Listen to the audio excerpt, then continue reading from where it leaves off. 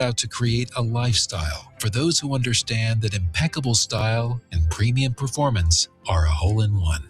Enjoy the walk-in with Inward Half. You're listening to FM 105.7 and AM 1340, WKGN Knoxville, and W289CU Knoxville, Fan Run Radio. Football season is all about winning game plans, and here at Knoxville Smiles, we believe that your smile deserves an all-star game plan too. Whether it's a routine cleaning, whitening, or restoring your confidence, Knoxville Smiles has the experience to keep your smile in championship form. Don't let dental pain blitz your game plan. Call Knoxville Smiles today and schedule your appointment, because a healthy smile is the ultimate home field advantage. Call 865-539-1776 or schedule online at knoxvillesmiles.com.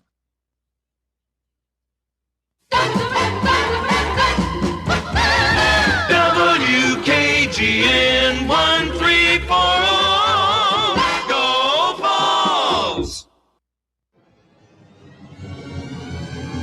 You're tuned in to East Tennessee's premier sports radio call-in show. This is The Drive.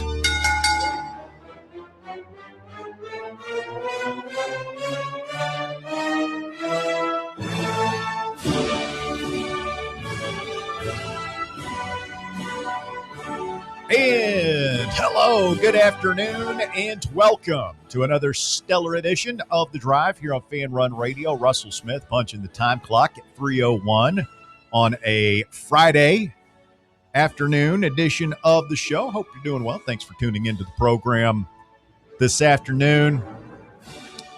Alongside Bob Baskerville and Walker Smith, no relation, we are live in the White Claw Hard Seltzer Studios. Bob, I'm not going to lie. Ready for the weekend. Oh, same. I'm a little tired, a little worn out after a long day. Hard days of rocking yesterday. Is it a Red Bull kind of day for you? I had a Red Bull at like 11 o'clock this morning, so I'm not gonna go full Ogeron and drink multiple Red Bulls today. But I got some caffeine over here, so yeah, man. Sometimes it's one of those days. One of those Fridays. I'm pacing myself I'm leaning into it. Don't worry, Walker. I got you. 3 hours. What does Carrie Underwood say? Like you waiting all night day for Sunday night or something? Yep, waiting all day for Sunday night. I wait all day for 3 p.m. every day. Every weekday. It's what I do. I pace myself so that I can be ready to rock and roll at 3. And here we are. So thanks to everybody who came out to Fan Run Night last night at the ballpark. It was a beautiful night over at the Cove. Where do we start with our review of the activities? Let's just go ahead and start at the beginning because that's a nice place to start. William Pattison from overtime throwing out the first pitch. Little high and tight, little high and inside. At least he got it there. He got it there. Got it there with plenty of gusto. And he just might have taken someone's head off in the process. Yeah, if they're a right-handed batter in that box, he's getting brushed back. He's getting knocked down. There was not easy for me to say. I haven't done this, but and I think maybe it's don't hold back, Bob. It's a safer way to play it. I didn't feel like there was much of a pitching form there. It was more of a toss to me, but he got it across, and that's really the motive. You gotta. That's your priority. You got it across what? He got it there in the air. He did not get it across the plate. No, but you got it there. You got it there? That's what counts? How about the guy that preceded him, man? They talked that guy up. You know, he played college baseball somewhere, and he threw it in the dirt. Oh, he did? Yes. I did not see that. Yeah. It's harder than it looks, I suppose. I think William went in there thinking, listen, worst case scenario, it goes over the catcher's head, but you don't want to go in the dirt, right? You want to get it there. Right. You don't want to be accused of, you little impressed, can't even get it to the plate. You don't want your buddies telling you that. So he's just like, man, I'm going to hum it in there as hard as I can. And it was a little high. Much like Barrett Bonnaroo, it was a little high. Oh! Wow. He's not even here to defend himself. Wow. Shooting a man while he's down. No bueno. Confirming the kill over there. Below the belt. All right. Hey, man, it's Friday. Let's get the weekend kicked off fan run style. Then in the first game, which, I mean, they threw us a curveball right off the bat, It was, we thought like last year that we're going to be hosting the games. You know, like we've got the microphone. Oh, look, here's the Dizzy Bat Race. Here are these two yokels from the crowd. Yeah. And oh, look, that guy who fell down. Oh, man. You know, that thing. But we get there and they're like, no, you guys are playing the games. Oh. Yeah. And, Oh, no. and not for nothing. And we love our relationship with the Smokies. They've been good partners. There was no like, we were out there together, Russell and me, Russell and I. Yes. And there was no, hey, from Fox Sports Radio Knoxville or Fan Run Radio, it's Russell Smith and Bob Baskerville. They just said these two guys are going to perform. Really? They didn't give our names? No. They didn't do that with any of us. I can't hear anything when I'm down there. They didn't say our names? No, that's what I was saying last night afterwards. It was just like two randos, two fans. Nothing against the fans. But I mean, at the same time, it's like, so why are we out there? Let some fans do this instead.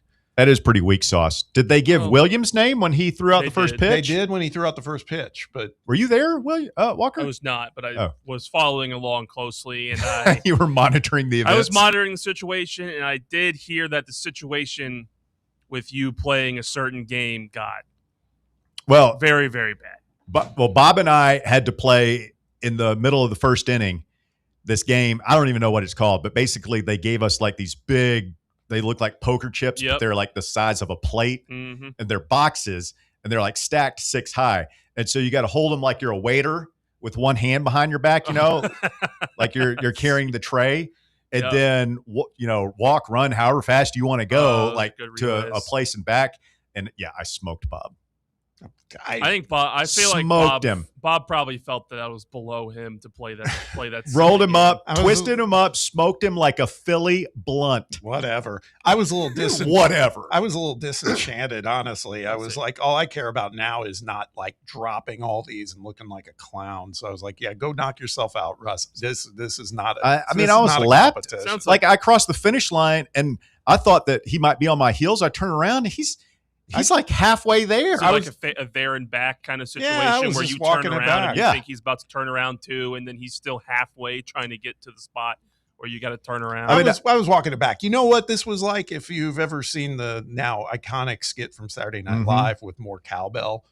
Remember at one point where Will Ferrell, his character who plays the cowbell, he's a little pissed at everything that's going on around him. So he just stands there and just clank, clank. Meanwhile, Don't Fear the Reaper. So you're saying you quit? Yeah, I was like, gave up. Didn't even give up. I was just like, I'm going to make sure I do nothing that I'll just walk it and do it and finish it and move on. And that was it. So you didn't even try? Not really. You just ate my dust. I'm out there to win it, man. Good for you, man. It's good that you love these kind of games. I want a free car. I want a free car wash. This is below Bob. What he's talking about right now. He would never. He finished below me. I mean, he was. I don't even know if he finished. It was a DNQ.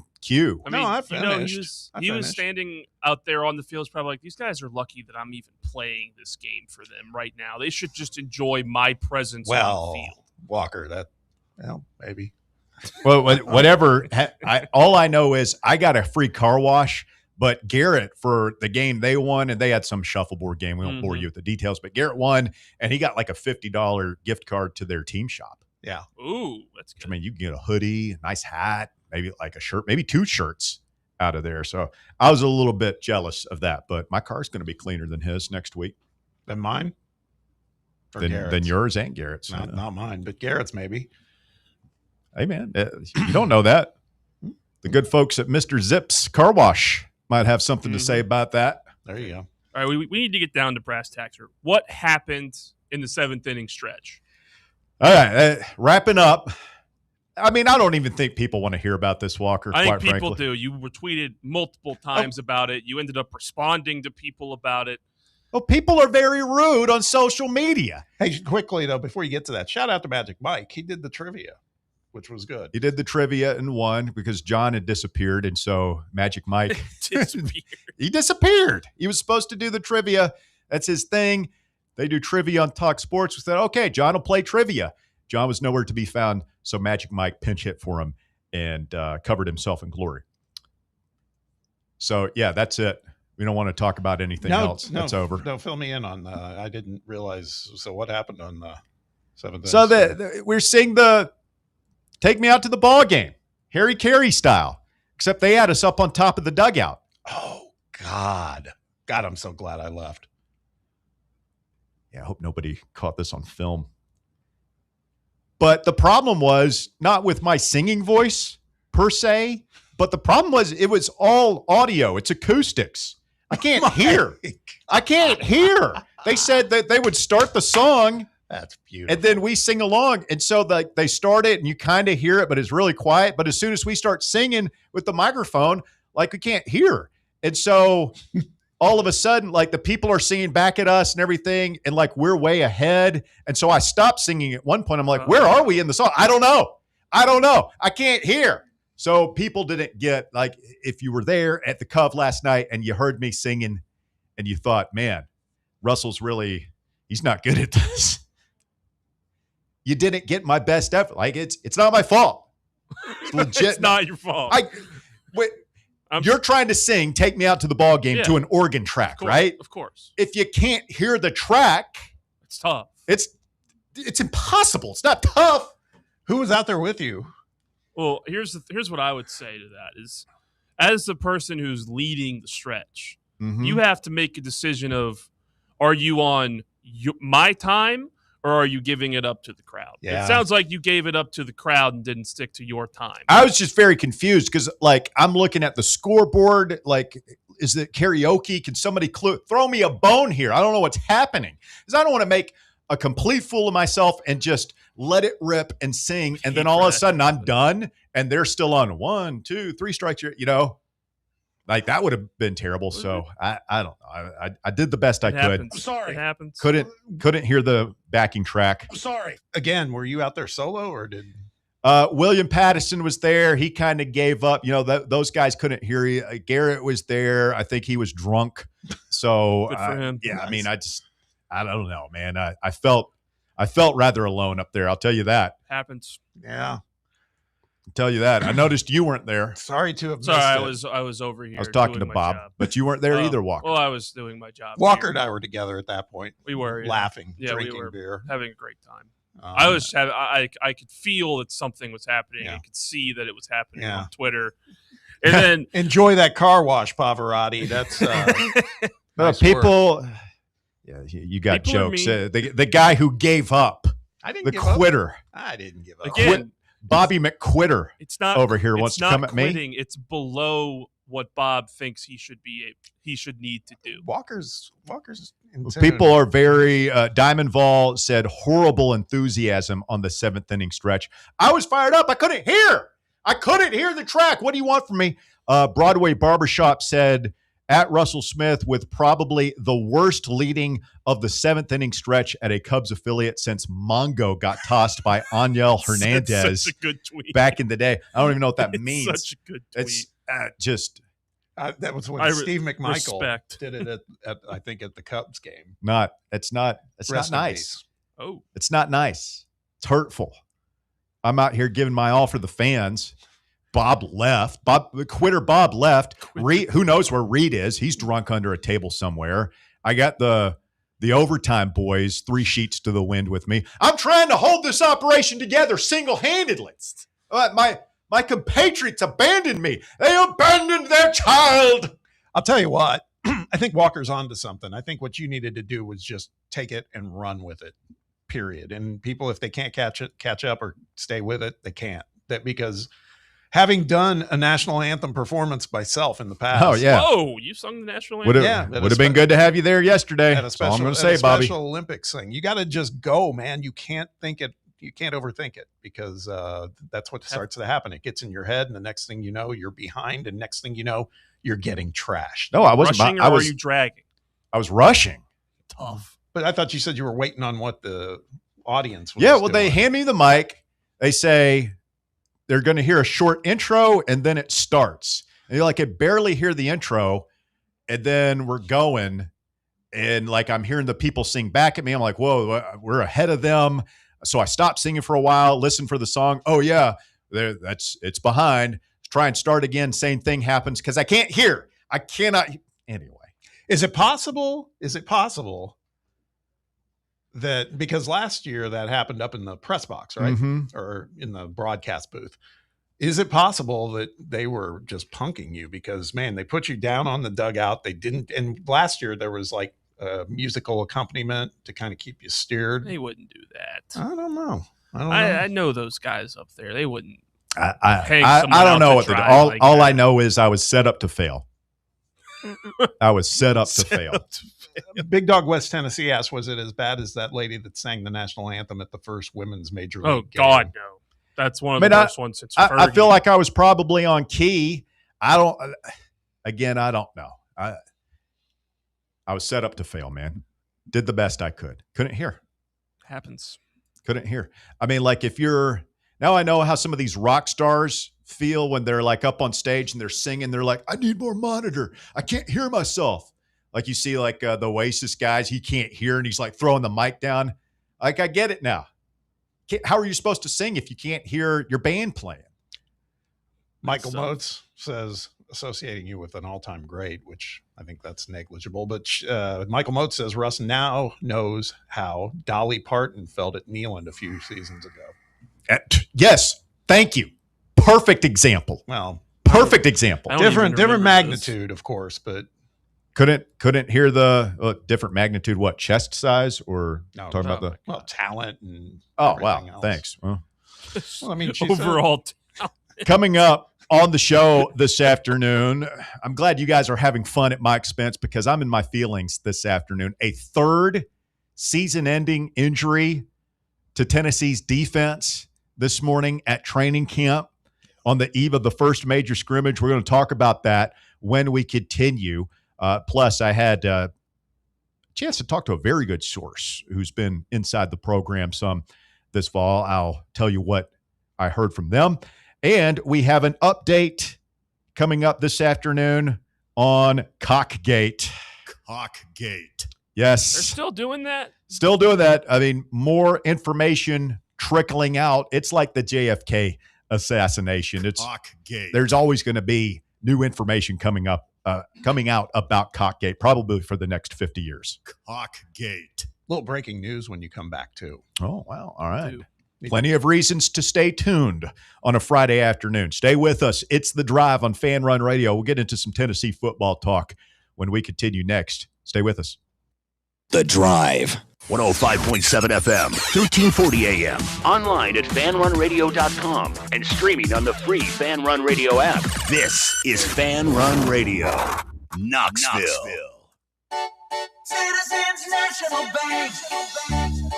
Kick off this football season with a CNB Plus Perks checking account. Move downfield with free online and mobile banking. And cross the goal line with extended evening hours and Saturday banking. Banking at CNB has its perks. Find out more at cnbtn.com. Citizens National Bank. Banking never felt so good. Member FDIC. Is your crawl space damp, musty, or showing signs of mold? Call S&D Crawl Space and Insulation. From crawl space encapsulation and mold remediation to waterproofing, insulation, and dehumidifiers, S&D helps protect your home from moisture and poor air quality. Serving Knoxville and surrounding areas. Call 865-602-0590. That's 865-602-0590. S&D Crawl Space and Insulation. Protecting your home from the ground up.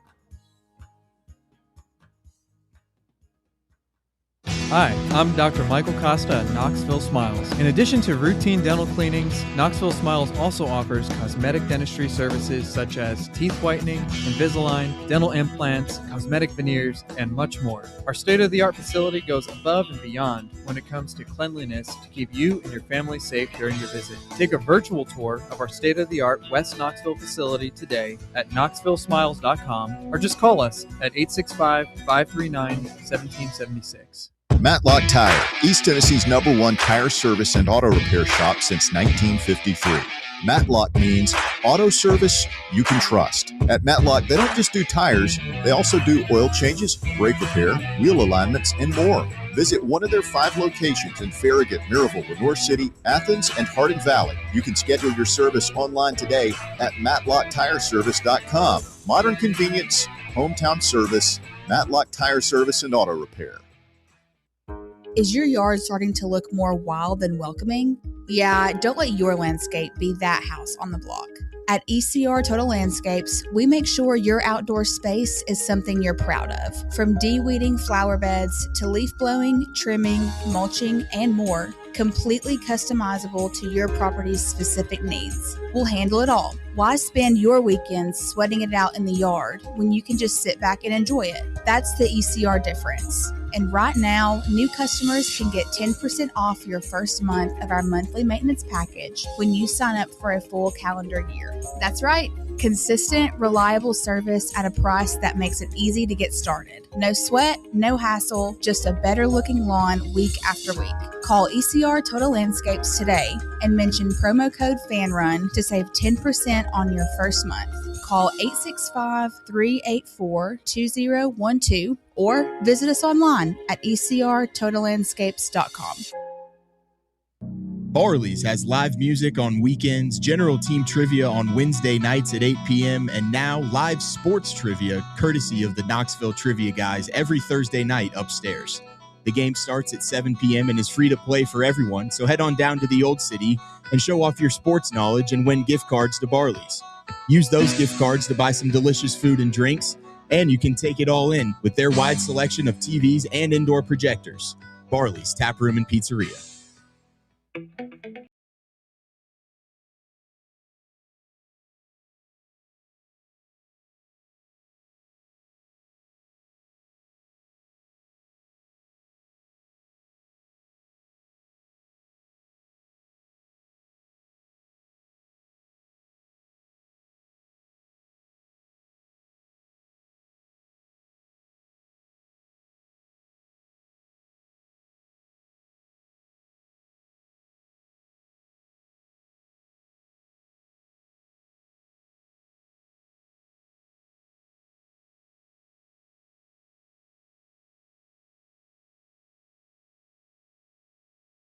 AM, online at fanrunradio.com and on your free Fan Run app. A variety of ways for you to experience the program this afternoon. Let's go to the Fan Run breaking news desk. Wrong button. ESPN reports Falcons defensive end James Pierce being suspended 8 regular season games for violating the NFL's personal conduct policy. You'll recall Pierce was arrested in February in Florida after a domestic dispute involving his now ex-girlfriend, former Lady Vol, Rakia Jackson. So James Pierce Jr. suspended for basically half the season for the Falcons. Can't say that's a huge surprise, Bob. No, I think we were all waiting on it to see what was going to happen. It felt like there was a suspension that would be imminent, just a matter of how many games. And 8's pretty stiff, man. That's, yeah, 8's a big number. Like when it drops, you're like, ooh, like that's yeah. But I mean, what you saw the police video. I mean, the guy was out of control. If that's that, most people doing that, you're going to prison. Like you are going to prison for a while. So he was able to avoid that. Got a sweetheart plea deal. But the NFL, not so forgiving. 8 games. I mean, I was kind of thinking like maybe 4, like 6 would be good. Good on Roger Goodell, man. I mean, that's a punishment that fits the crime. No, I think that's right. I think that they play tonight, and people were wondering whether or not James Pierce Jr. is going to be out there. I don't know if that applies to preseason games as well. I feel like in the past, guys, I feel like Brady, when he was suspended, played in some of those preseason games. I might be misremembering that. Yeah, I don't know. But I thought that was low-key one of the better coaching hires of the offseason, Stefanski going down there. I kind of want a Stefanski for my Titans, who we'll talk about a little bit later in the show today.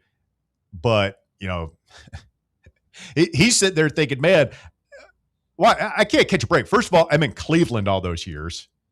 is just a disaster of franchise. Never had a quarterback. Always something going on there. Now he gets to Atlanta, and it's like, I don't think he has a quarterback there either. I mean, you've got Penix, who I'm not a believer in, and Tua, who I like but can't stay healthy. And now your first-round pick from a year ago is suspended for half the season. Rough start for Kevin Stefanski in the ATL. It's true.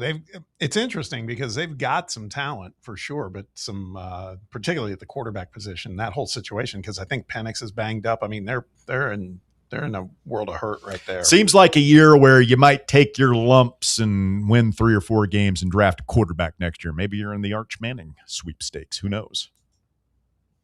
Yeah. Meanwhile, closer to home, bad news this morning. Most people have probably seen this already, but Tennessee defensive back Idris Farouk leaving practice via an ambulance, taken to a hospital with what UT is referring to as a lower body injury. Obviously, you're not going to the hospital for an ankle sprain. No. It's pretty serious injury. They haven't released anything, but I think Tennessee fans who've been following this, Bob, preparing for the worst.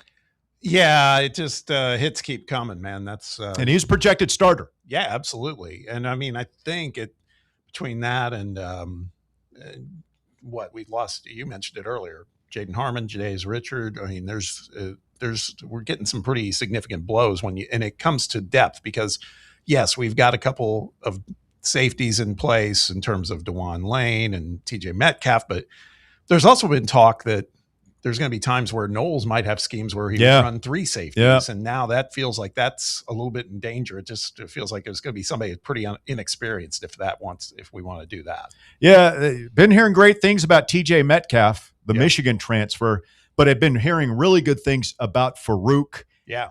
This is a terrible day for the nation of domination. Somebody shot on social media if you actually get that reference. But Farouk had been playing really well. I'd kind of thought that he might be lost in the shuffle back in the spring because you get Metcalf, who you're bringing in to start, and you bring in DeJuan Lane, who, he's coming with Knowles from Penn State. So I kind of figured that those two would be your starters and Farouk would be the depth piece. But it didn't seem like that. It seemed like it was going to be Farouk and Metcalf. Now all of a sudden, DeJuan Lane most likely getting thrust into that starting role opposite TJ Metcalf. Kind of like this is the first starter that you've lost. Harmon and Jadaeus Richard were not going to be starting. But again, Tennessee did their homework and spent wisely in the portal. So you do have some depth, although it's a little bit thinner today than it had been coming into the fall. Yeah, they talk Dylan Lewis, who played a little bit for Tennessee last season, might get a more increased role. How about remember the Maryville kid, DJ Burks? All of a sudden, it's like I don't want to say warm bodies, but I mean, it's going to start to come to that, man. We can't continue to get these kind of injuries. They're all pretty significant. Oh man, I mean, if the injury gods, like, we've got to be reaching our quota here. Yeah, like this, man. It's tough, and you thought that Derek Owings, and in no way am I pinning this on strength and conditioning or anybody for that matter, but you're kind of hoping that this renewed enthusiasm and vigor was going to show up in a team that's less injury prone. And so far, that has not been the case. I mean, we're just talking about the season-ending injuries. We're not mentioning Ethan Davis, who's been out a lot. Yeah. Radarius Jackson, who is currently out. Feel like there's a couple more. David Hobbs has been banged up. Another one of those defensive linemen, the Campbell kid, Isaiah Campbell, has been banged up. So it happens every camp. You don't like it. You just hope that you can manage this going forward. If you're Josh Heupel, are we reaching the point yet where you start to back off a little bit in some of the live work? Yeah, maybe. I don't know. Yeah, I mean, this isn't even real game action now. It's coming, starting tomorrow. God.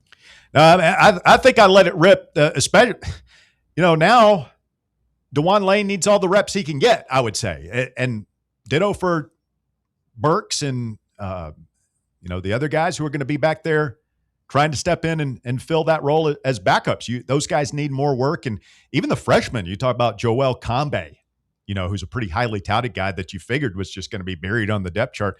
Now all of a sudden, I don't know, maybe you need to get that guy some work tomorrow. So first major scrimmage of the preseason tomorrow at Neyland Stadium. It'll be closed to the media, closed to the public. That's not going to stop reports getting out about who did well. Of course, everybody will want to know what's going on with the quarterbacks. I don't think that there's going to be any sort of definitive news coming out tomorrow. Now, it doesn't mean that one guy might not look better or have better numbers or anything like that, but I don't think that even if that's the case, it's going to be enough for that battle to be done tomorrow. I think there's another scrimmage a week from tomorrow. After that, it might be done, but I don't see it being finished one way or the other tomorrow. I would agree. Got to see a few more routes on air today on video. Last time I think we're going to be seeing that.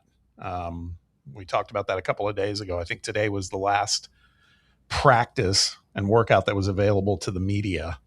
So we're going to be operating in the dark here for these last I'm sure we'll get one of those clip collages from UT Sports of just 1.3 second clips of, from field level views where you're like watching in super slow mo to determine who you're actually looking at. But how crisp so-and-so looked taking a handoff, and then that's it. Then they edit to something else. And have you noticed the new trend, not to get too far in the woods, but the new trend on these edits, and it's not just everybody does it, is like you'll see the play, like the receiver catches the ball in super slow-mo, and then it starts going again. Yeah.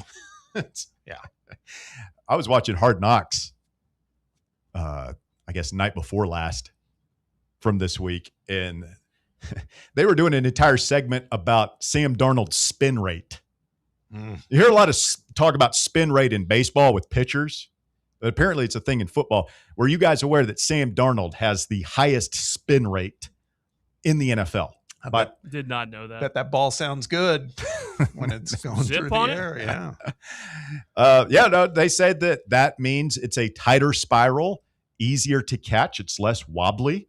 And, but anyway, at one point they just showed a slow-mo close-up of his pass, like the ball just rotating, like in super slow-mo. Oh, yeah.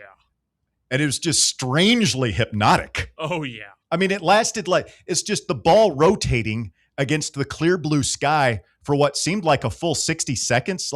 You can see the grains on the leather as the ball rotates. And at first I was like, well, this is kind of dumb. I wish they'd hurry up. And then after a while, I'm just like, wow. It's the most guy look thing at the ever. pretty circles. It's what are we thinking about laying in bed at night? No, we're thinking about a football flying through the air in slow motion with a perfect spiral. That's what we like to think about. I mean, it looks awesome. As Brett Bielema would say, borderline erotic. Bob, anything else you're looking forward to hearing about, since we probably won't see much coming out of the scrimmage this weekend? I'm very interested, and it's a good dilemma, but I'm interested to see who's going to be wide receiver 3. Because I think there's a battle for that, right? I mean, obviously you got Kelsey Staley. It's a 3-man race, and Radar has been banged up. There's some question of whether or not he actually scrimmages tomorrow. If he doesn't, I kind of think, I thought that he was in the pole position coming into fall camp. If he doesn't scrimmage tomorrow after missing the past couple of practices, I kind of feel like he falls back to 3rd behind Travis Smith Jr. and TK Keys. I'm feeling good about Keys, man. I think he's as good as advertised. We've been talking about this whole true freshman thing at quarterback, but I think at a receiver. Do you plug him in right away? We haven't really seen a true freshman. We've seen some play. Jackson played a little bit. So did Travis Smith last year. Matthews played a little bit. Matthews played a little bit, but we haven't seen a guy really start and be a guy during the Heupel era at wide receiver. I was going to say that's the Heupel way, but I mean, you get that second-year jump. That's why I was excited about Radarius Jackson and still excited about Travis Smith. Yeah. if it's really a very thin margin between TK Keys and Travis Smith, assuming Radar stays hurt, because if he comes back, he's probably still the favorite again. How much do you think it matters who wins the quarterback job, who gets that third spot? Because, Travis Smith just spent a whole year with George McIntyre, and TK Keys and Faison were recruited together and were very heavily involved in their recruiting. And we've already heard TK Keys talk about Faison throwing the ball. I'm sorry, what's your question? Would the quarterback decision matter on who wins that third wide receiver job? I don't think so. I think that's going to be more up to Kelsey Pope, quite honestly, and it could be kind of a coin flip, man. I feel like they've got some good options there, man. I remember the first couple of years when you felt like your starters at wide receiver were really good, but you didn't have much behind it. It's probably the most depth they've had at wide receiver. I mean, we haven't even really talked about Joakim Dodson, who's out there. Return guy. That Duarte guy, I think he's going to be the punt returner, perhaps. Tyreek King, yeah, they say he looks great. Yeah, so we have we legitimately have 6 guys who could start on an SEC team, probably. At least potentially. I mean, you put Radar down at Arkansas or South Carolina, he definitely probably sees the field. It's fun to talk about, and I'm with you, Bob. It's a great storyline to follow. I'm interested to see how these guys do or hear about how they do. But once the season kicks, I mean, I think it's going to be all about Matthews and Staley. Yeah. I think those guys are going to be really good. Heard great things about Matthews, man. I mean, I think he's just going to be a stud. He's going to be similar to what Brazel was last year. He's going to be the deep threat guy because he was kind of complimentary to Brazel and ended up being Staley too once we realized how good he was going to be. Now he's going to be the X receiver who insert quarterback is going to be looking at on the deep shots. Yeah, I've loved Matthews from the beginning. When he was a freshman, I was so ticked that he didn't get more playing time then. I just think he's an absolute playmaker. Staley's fantastic, of course, too, but I think Matthews he's got that it factor. You just got to use it, man. He dropped some passes last year. That part hopefully improves, but shout out to Brian Hunsucker for getting the Nation of Domination reference this afternoon. No word on D'Lo Brown's status as we head into the weekend. Open up the phone lines here if you want to talk some Tennessee football. 865-966-3435, 966-3435. I did have a chance to chat with somebody inside the program earlier this morning, and one of those things, I'm not going to go into too much detail, but did think that Faison still had a little bit of an edge. And but the big takeaway from my conversation this morning was the quote, "It just feels different in there," just in terms of the professionalism. And I think talking about not only the strength coach, but Jim Knowles and his staff, it just seems like from the defensive side of the ball that there's a renewed sense of belief and energy and focus there that maybe wasn't always there under Tim Banks. I'm there for it, man. That is part of the battle, is just conducting your business and making it like business. And that's awesome. That's good news if that's the case. Yep. We'll talk more about it when we continue. If you want to chime in, again, 865-966-3435. Walker Smith, no relation, will greet you as you call in here this afternoon on a Friday afternoon edition of the program. We are back with more right after this. The Drive. Big Orange Country's home for sports. This is Fan Run Radio. What kind of day is it? It's a White Claw day. Grab a pack, grab your friends. Everything else in life can wait. Your friends shouldn't. Let's go. White Claw. Grab life by the claw. Please drink responsibly. Hard seltzer with flavors. White Claw Seltzer Works, Chicago, Illinois. Vol fans, reimagine your home at Broadway Carpets and Flooring for any remodeling or building needs. With a variety of carpets, rugs, hardwood, vinyl, and stone, Broadway has all the flooring and installation options you're looking for, including pet-resistant products like Pet Perfect Carpet from Shaw Floors. Visit their showroom in downtown Knoxville or the location in West Knoxville located on Kingston Pike near Pellissippi Parkway today. Is your crawl space damp, musty, or showing signs of mold? Call S&D Crawl Space and Insulation. From crawl space encapsulation and mold remediation to waterproofing, insulation, and dehumidifiers, S&D helps protect your home from moisture and poor air quality. Serving Knoxville and surrounding areas. Call 865-602-0590. That's 865-602-0590. S&D Crawl Space and Insulation, protecting your home from the ground up.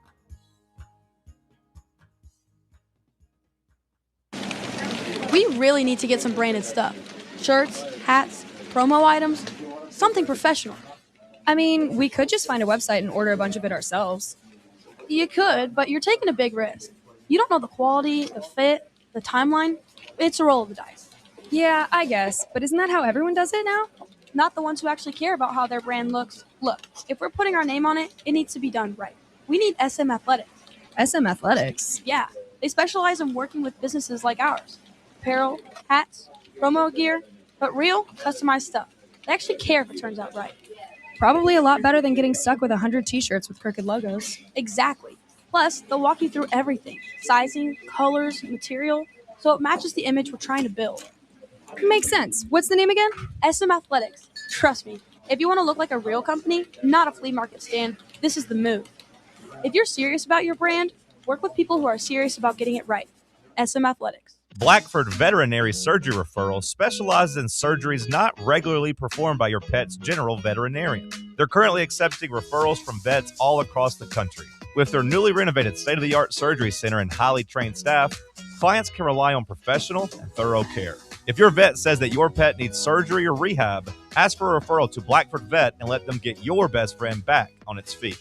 Located conveniently in West Knoxville. For more information, visit blackfordvetsurgery.com.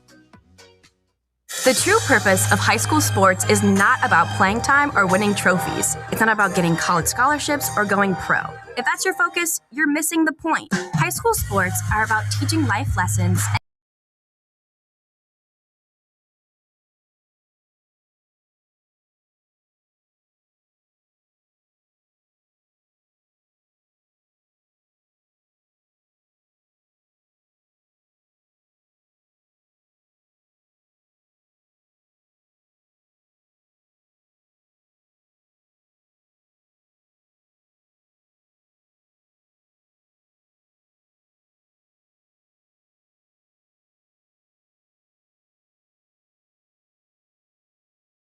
Out for the season. Do we have details? We don't have details, but a lot of speculation out there, and I have not read every single thing on the internet out there. So if you guys have some information that maybe we've missed so far this afternoon, be sure to get that to us via text or the YouTube chat or email, smoke signals, whatever you got. But Bob, I just go back to, like, if you don't go to the hospital, which has been reported, you don't go to the hospital for a sprained ankle or bruise or anything like that. It sounded pretty bad, and those reports, like, they came out very early in the morning, like around, let's say 10 o'clock a.m., maybe 11 or something like that. So like right after practice, that word was getting out and spread quickly. Yeah, and I mean it's run the gamut. There's been, excuse me, the guys from RTI were out there, and I communicated with them. I know there was talk of there was an air cast that was seen, and so it's obviously, we've heard all sorts of stuff. Whether it's is it a broken leg, is it a dislocated knee? We don't know. We'll just have to see. But I agree with what Russ just said too. It's like you're not getting ambulanced for torn ligaments or anything like that. Even though that would be tough too. But this probably sounds much worse. So I'm bracing for the worst. Hopefully it's not as bad as we're all thinking. Kid Huddy says Ra Jackson wasn't wearing a red jersey anymore today, according to Bob's Boy. I'm guessing that's Shumpert. Shumpert and Sylvia were both out there. All right, good. Well, I mean, like I said earlier, if he doesn't scrimmage tomorrow, I feel like that puts him way behind in that race for that third wide receiver spot. So maybe this is a case of, as Trooper Taylor used to say, can't make the club if you're in the tub. Right.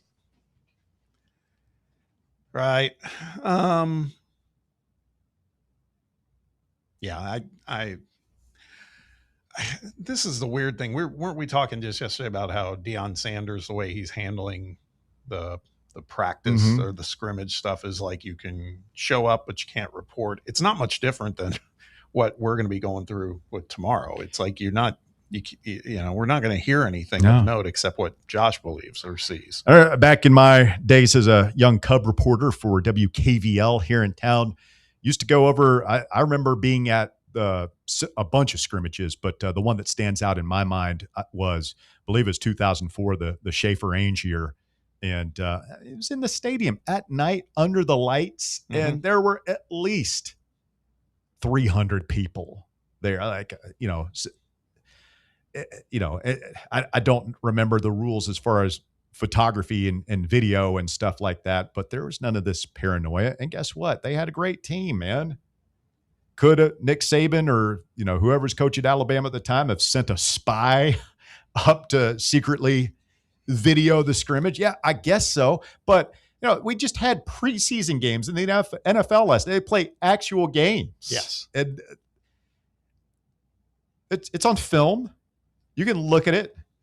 If you don't want to show anything, then don't show anything. Don't play your starters. Don't play, don't show your best plays. Keep a couple of things in the chamber for when the real games start. Anyway, we won't cry about that too much here this afternoon. Instead, we're going to cry about Cockgate once again.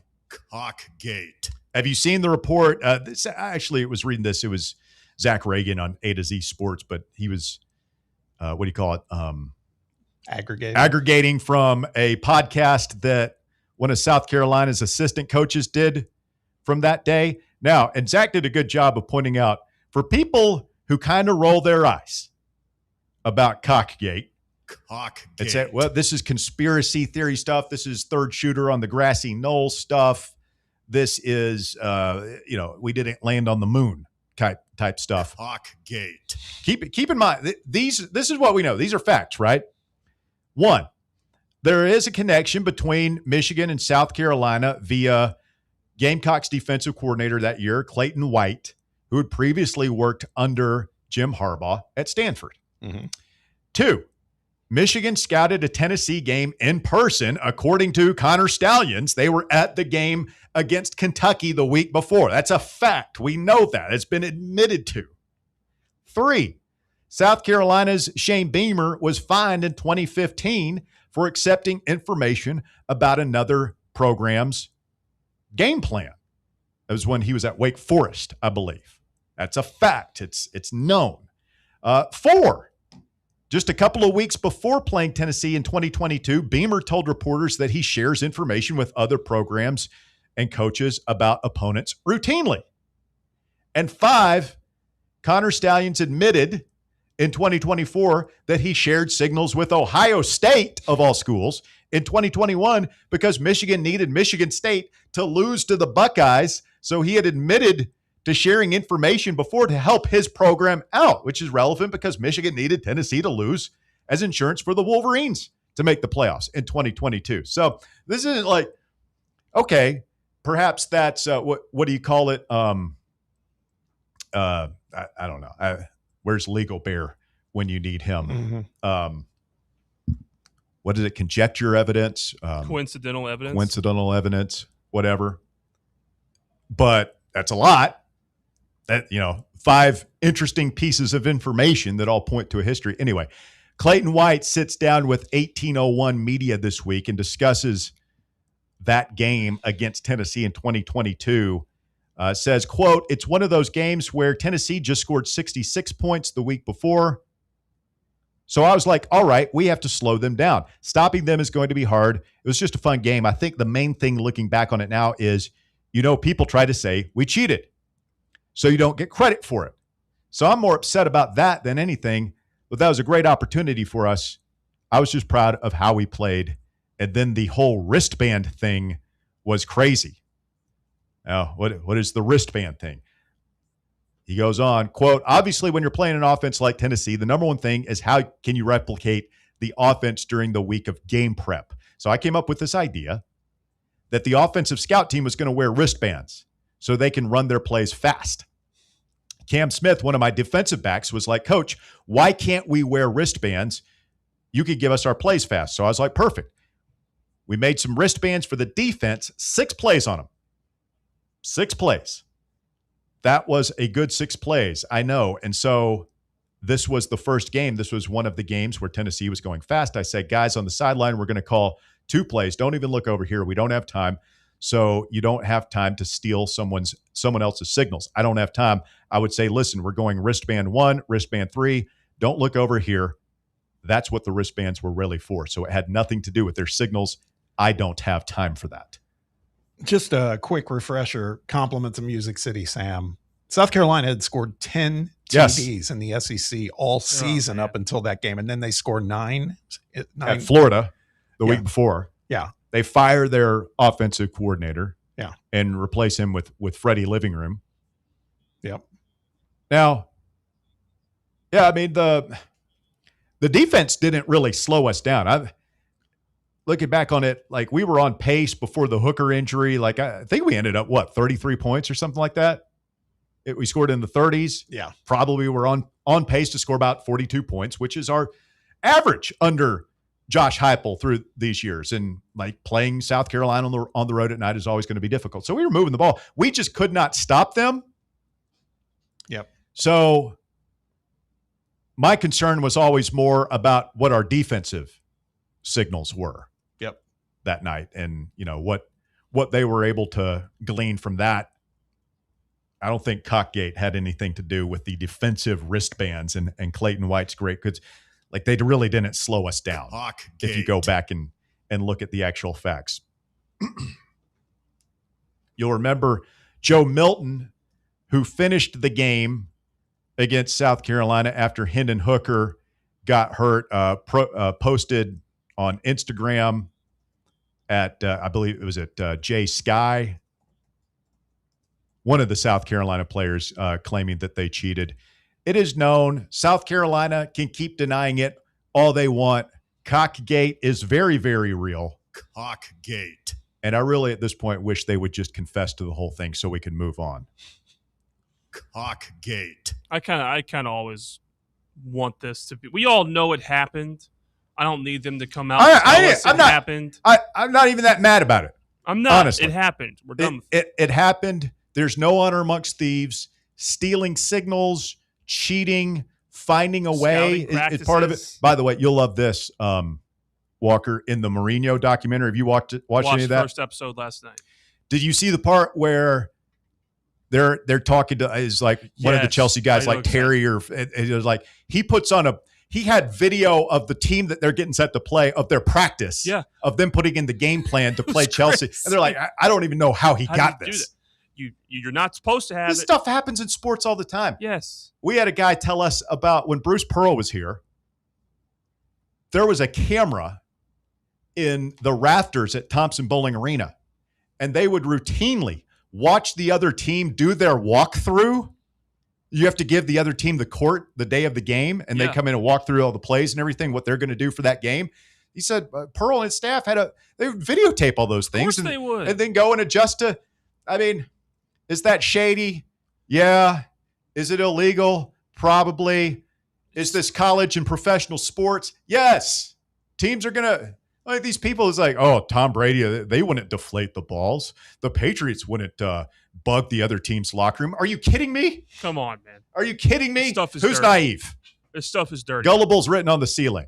Go back. Just look at the Astros. Like the Astros get caught cheating, and they're the face of it. Everyone knows. Everyone is finding ways to steal signs in baseball.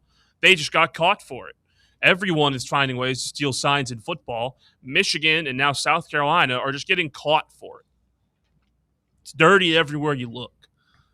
And we forget. Well, I don't forget, and I'm sure a lot of Tennessee fans don't forget that right after they beat us, they go and they take Clemson down, and Clemson was in the playoff mix. Yes, that season too. It's like they were doing them solid for Michigan. For terrible team that couldn't play dead in a Western. All of a sudden, they're world beaters. Yeah, Shane Beamer still has his job because of it. I hope Josh Heupel has a highly paid espionage staff. I hope we've got spies in attendance at Texas's scrimmage, whatever they're doing this weekend, assuming everybody's scrimmaging this weekend. I hope we've got the black helicopters circling around Auburn and Comrade Golish. God, that sounded like Bear. Let's do it. I hope that we have eyes in the sky above Willie Cauley-Stein's latest practice with Kentucky this weekend. If you ain't cheating, you ain't trying. I mean, I'm just sure. Don't get caught. Just don't get caught. It's all that matters. This day and age of drones, we should have multiple drones everywhere. Saying we don't. Well, it's true. I mean, you know how far some of these cameras can look now? Who knows? At night, maybe Josh is at home just sitting there watching all that. He's got eyes everywhere, man. Yeah. He's at one of those. He's just like 50 TV He's screens. got spy planes going from Tyson McGee, probably. It's a big war room.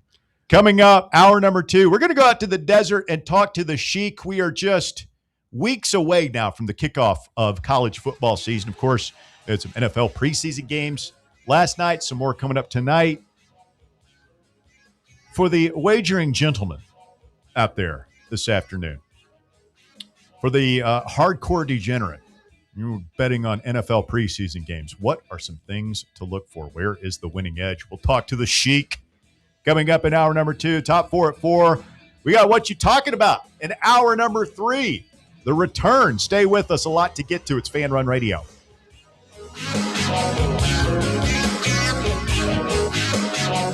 The Drive.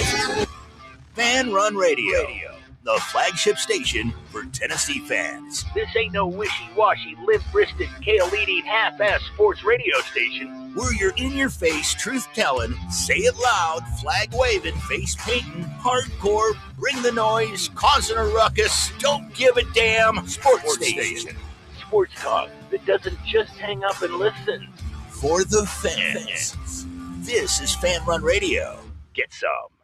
It's a huge weekend at Covenant Health Park with your Knoxville Smokies. They're kicking off the weekend with a Feel-Good Friday. And for Saturday, make sure to wear your orange and arrive early. It's Tennessee night. The first 1,000 fans through the gates will get a free Deshaun Bishop bobblehead and stay late for fireworks. Sunday, it's our day game of the week, and it's Crayola Day. First 1,000 kids will get to color their own lunchbox. And after the game, they can run the bases. Weekend plans, check. Get your tickets now at SmokiesBaseball.com. In a world filled with deadlines and screens, sometimes we forget the simple joys of life. Days filled with special moments. At Inward Half, we understand the essence of these moments. Feel the difference between our breathable fabrics and flexible apparel as you disconnect from the hustle and bustle and reconnect with what truly matters. Inward Half. Simple luxury for on and off the course. Is your crawl space damp, musty, or showing signs of mold? Call S&D Crawl Space and Insulation. From crawl space encapsulation and mold remediation to waterproofing, insulation, and dehumidifiers, S&D helps protect your home from moisture and poor air quality. Serving Knoxville and surrounding areas. Call 865-602-0590. That's 865-602-0590. S&D Crawl Space and Insulation. Protecting your home from the ground up.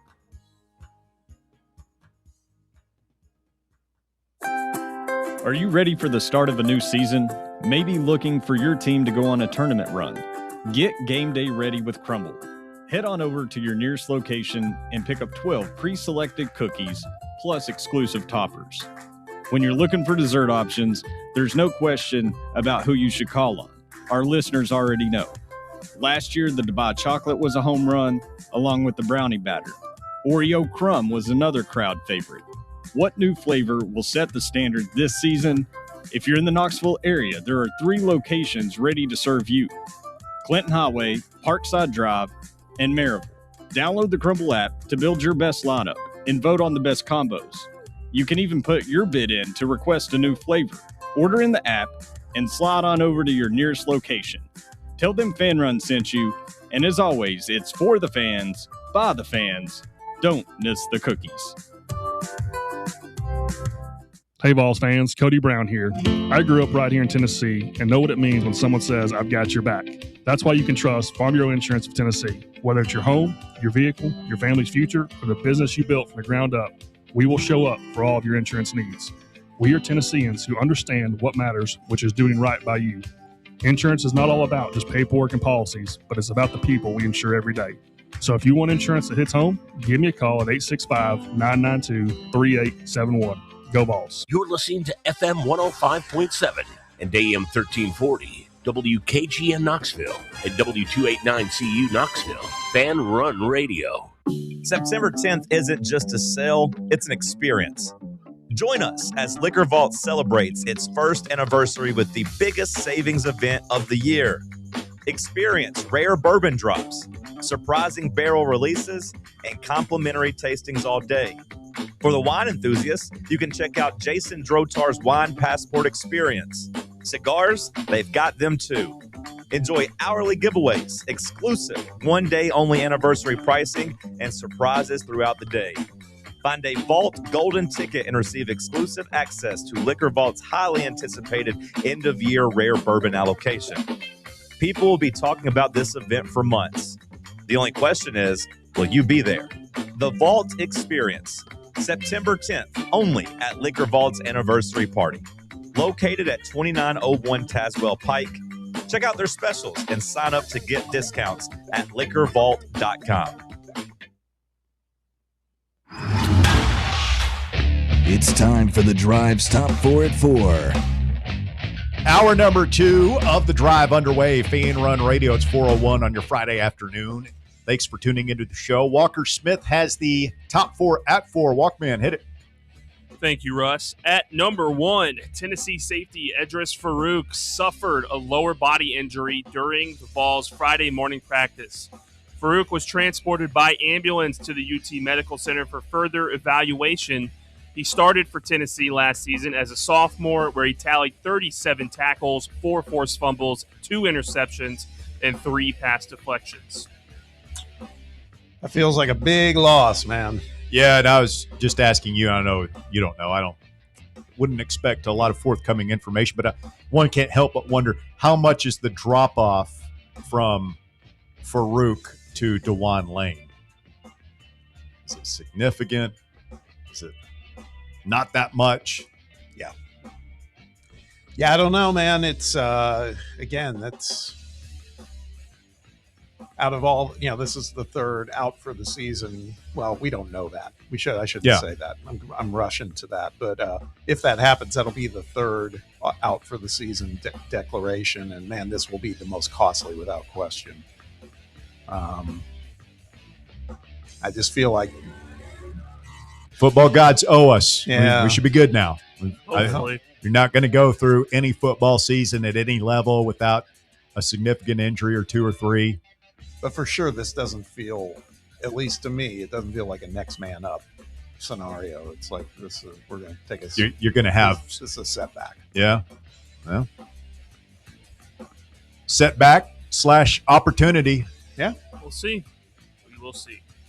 At number 2, cornerback Terrion Arnold, who was released by the Detroit Lions earlier this summer after being charged with multiple felonies, plans to sign with the Seahawks. The deal will be for 1 year. Arnold is facing 8 felony charges stemming from a kidnapping and robbery in Tampa, Florida back in February. That was another part of this week's Hard Knocks episode, is him trying out for the Seahawks. And I'm just sitting there watching this like, am I crazy? If James Pierce is suspended for 8 games, how much is this guy going to be suspended for? Is he not under felony indictment for a massive violent kidnapping scheme? Certainly is. Okay.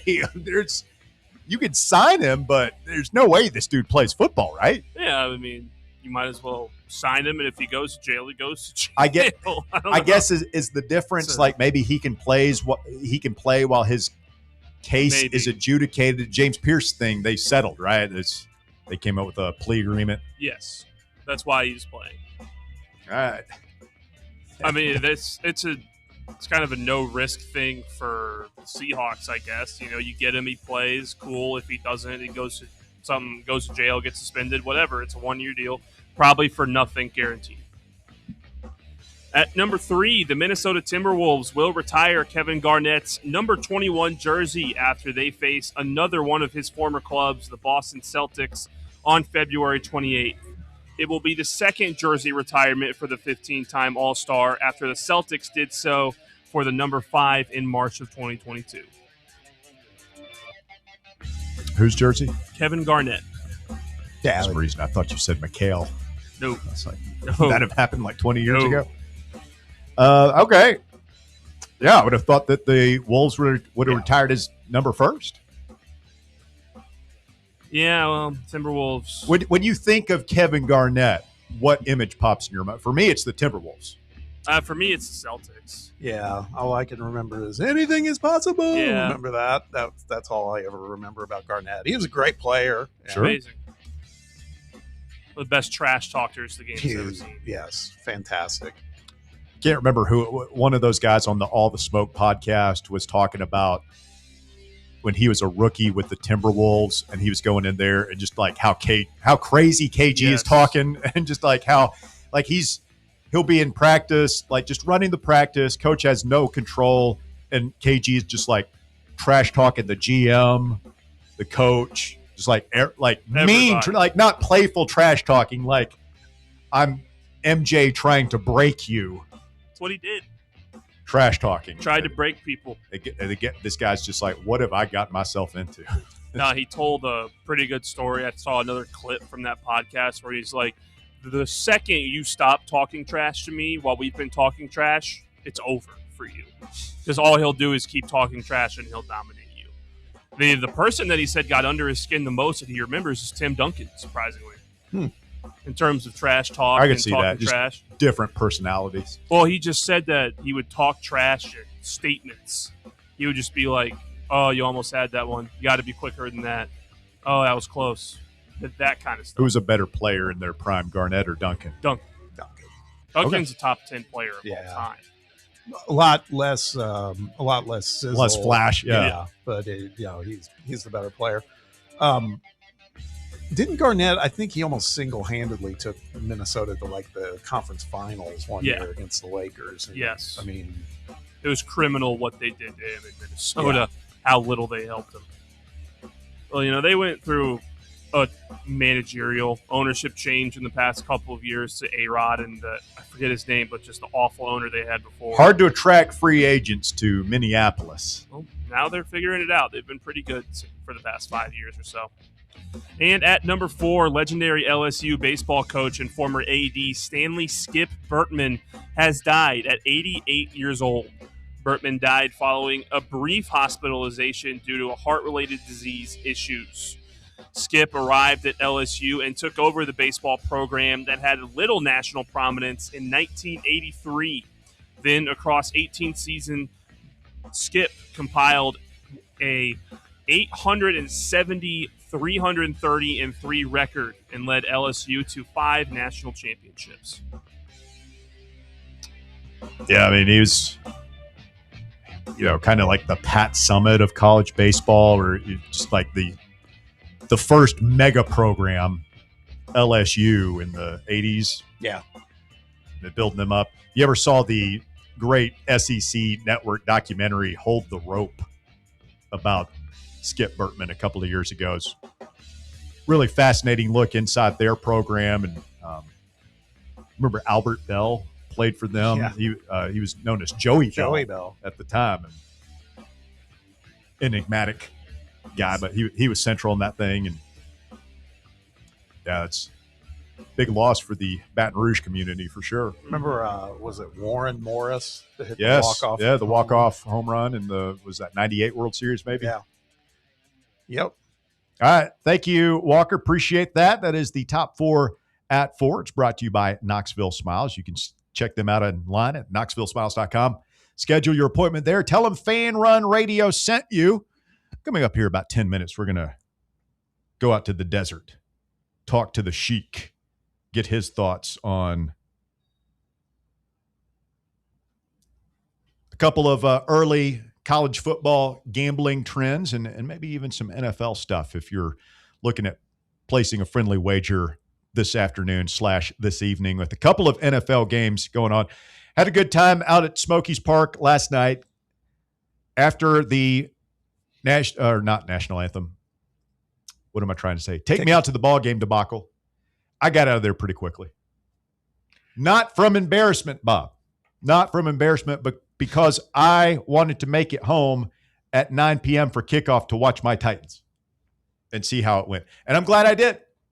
I'm glad I did because I made it home midway through the first possession of the game. The Titans defense did not cover itself in glory. But after the Titans finally got off the field, forced a punt, got pinned back on their own 5-yard line, Cam Ward, almost said Cam Newton. It's been a long week, folks. I'm telling you, I'm ready for the weekend. We're almost there. Cam Ward comes out and leads the Titans on a 95-yard touchdown drive. And I'm telling you, the world was right. I'm feeling good. Oh, no. I'm checking Titans Super Bowl odds on FanDuel. I mean, I'm feeling it a little. I'm like the uniforms.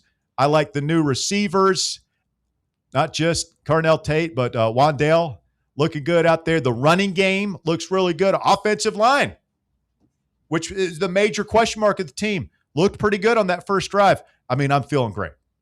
Then the second drive happens. Our defense is just atrocious. 49ers receive. We let Curtis Rourke, remember him? Oh, yeah. Curtis Rourke at Indiana the first year? Yep. Good play. He was like 12 of 14 last night. I mean, he's just shredding us. Alante Taylor looks terrible. Cordell Flott looks terrible. I mean, it's just, oh, God, it's a complete disaster. But nevertheless, that offense looked great for the first drive. And the second 2 drives happened. And, man, we looked awful. Titans. A little bit of breaking news from the Titans. You changed the names. You changed the uniforms. I don't know if we're going to change the play based off what I saw last night in San Francisco. What's the breaking news, Walker? Well, the defense is not going to get much better after this one. Titans cornerback Nazeeh Johnson has been suspended for 6 games for violating the NFL's performance-enhancing substances I don't know who policy. that is. I don't think we're counting on him. No? Hope not. I don't know who the Can't count on him now. No. Yeah, Cam Ward did not look good for Really? most of that. Yeah, he had a couple of bad. He only played the first drive? He played 3 drives. But the second 2 was just, I mean, he was poor accuracy, questionable decisions, just not what you want to see out of your second-year guy. The running game in that first drive looked great. Pollard and Tyjae Spears. Pollard and Spears looked good. Nick Singleton, the guy from Penn State, looked good. His first run was really explosive. But I don't think the 49ers, the Titans, Saleh said, we're going to play our starters every game, multiple series. Yeah. The 49ers were not doing that. They were playing against their second and third team and did not look good offensively after that first possession. Do you know this name? Because this guy shredded the Titans last night too. Dejon Stribling, wide receiver. He was, he's a rookie. He was, I think, a second-round draft pick for them last year. Out of Ole Miss. I just don't remember him at Ole Miss. And he was wearing 15. Yeah, he looked just like Jennings. Yep. No, it was weird. It was like quarterbacks of.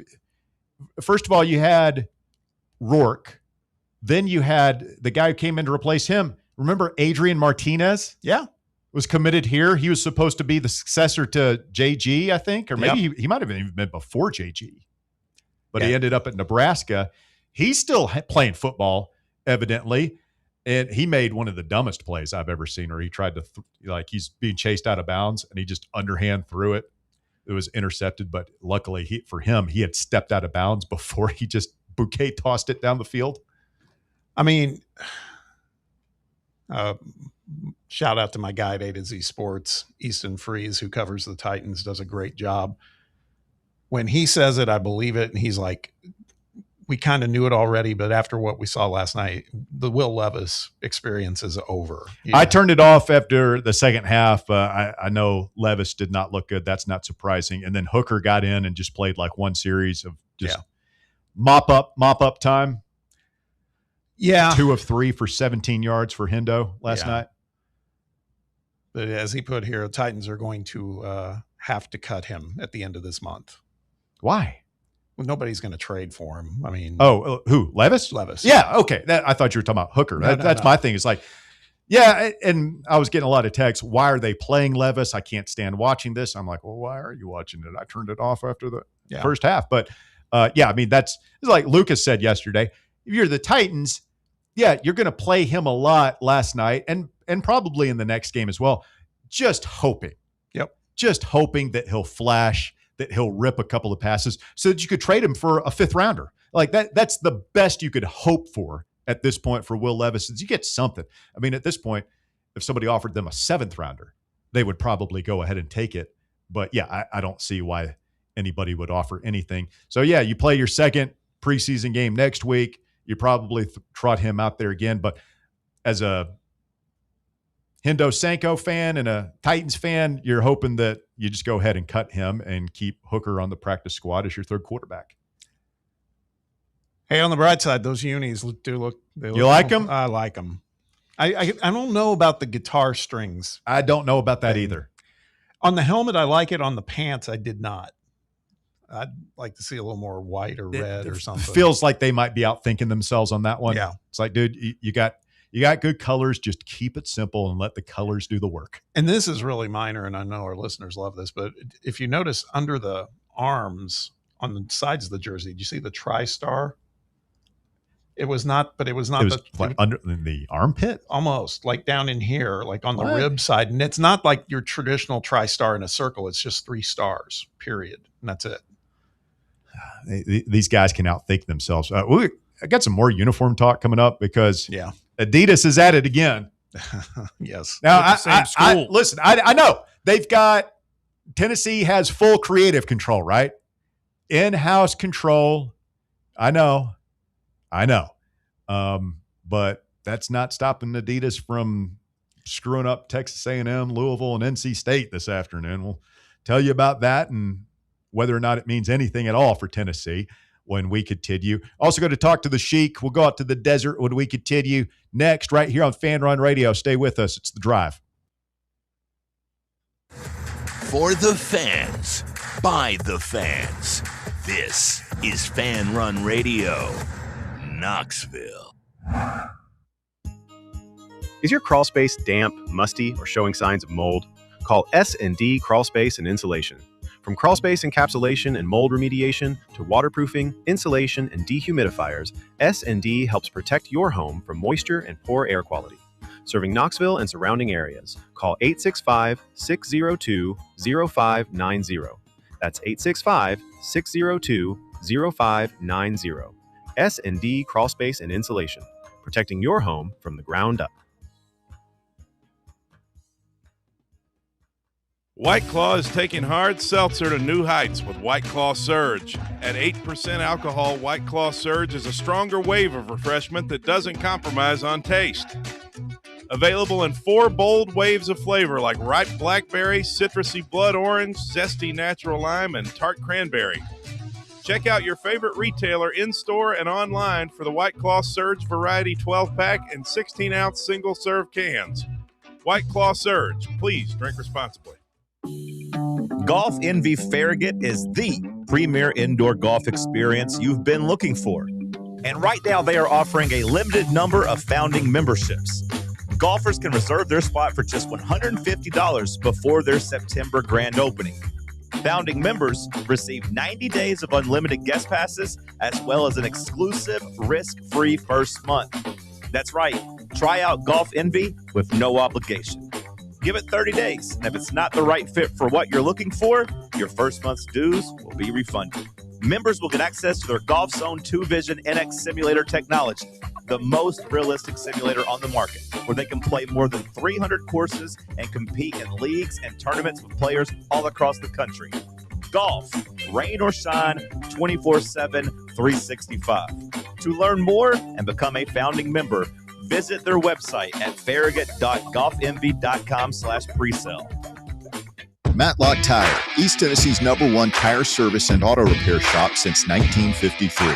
Matlock means auto service you can trust. At Matlock, they don't just do tires, they also do oil changes, brake repair, wheel alignments, and more. Visit one of their 5 locations in Farragut, Maryville, Lenore City, Athens, and Hardin Valley. You can schedule your service online today at MatlockTireService.com. Modern convenience, hometown service, Matlock Tire Service and Auto Repair. Are you ready for the start of a new season? Maybe looking for your team to go on a tournament run? Get game day ready with Crumble. Head on over to your nearest location and pick up 12 pre-selected cookies plus exclusive toppers. When you're looking for dessert options, there's no question about who you should call on. Our listeners already know. Last year, the Dubai chocolate was a home run, along with the brownie batter. Oreo crumb was another crowd favorite. What new flavor will set the standard this season? If you're in the Knoxville area, there are 3 locations ready to serve you: Clinton Highway, Parkside Drive, and Maryville. Download the Crumble app to build your best lineup and vote on the best combos. You can even put your bid in to request a new flavor. Order in the app and slide on over to your nearest location. Tell them Fan Run sent you, and as always, it's for the fans, by the fans. Don't miss the cookies.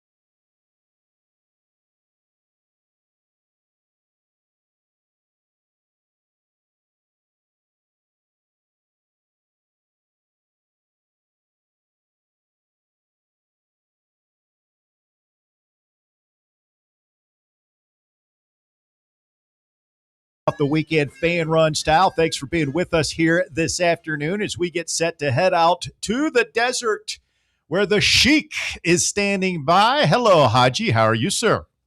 Woo! Well, boys, 2 weeks and a day out from week 0.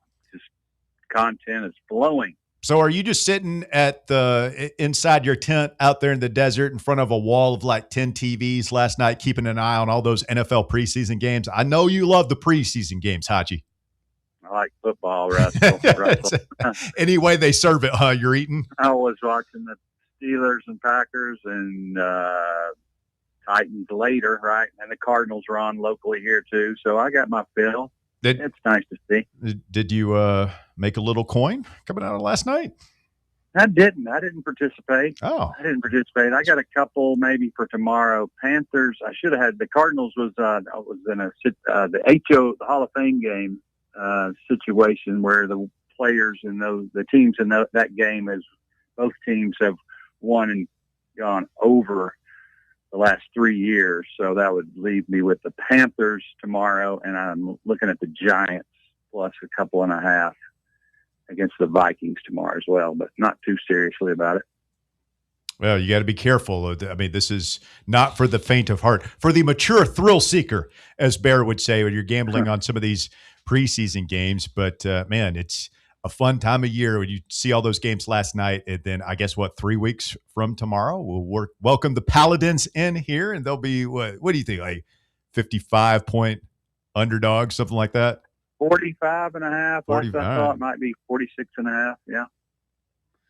Well, the question is who plays first? Yeah. And so the second quarterback in will be playing a more tired Furman team, but also will they leave the starters in to play with the second string quarterback, whoever that is, in the second half? That might be a little difference too. So keeping an eye on that.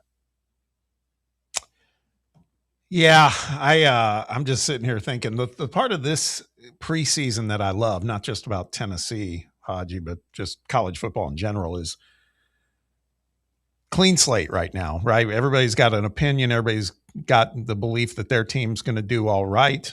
Even the most jaded Vol fans, they got optimism for this season.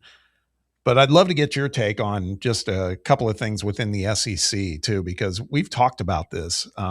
It feels like there's Texas and Georgia, and then after that, there's a lot of good teams. And if things break just the right way for a couple of teams, things could happen where you end up in the mix for the playoffs. And I mean, that includes, I think, Tennessee, but it's like literally about 5-6 teams plus.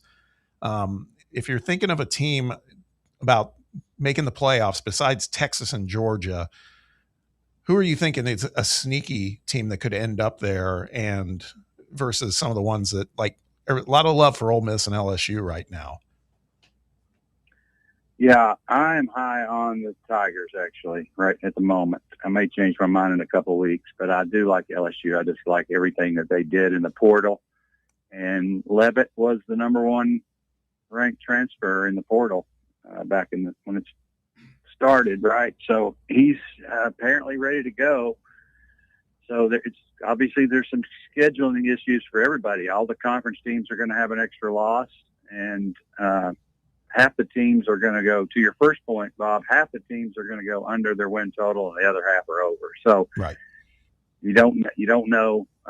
It's nice to be optimistic and be, this is, it's next year for the Cubs every year, but the realism is only half the teams are going to make it. So yeah, I put out a little article today to my email list from last year, and a preview of the Friday FBI Files is what we're calling it this year, new for this year.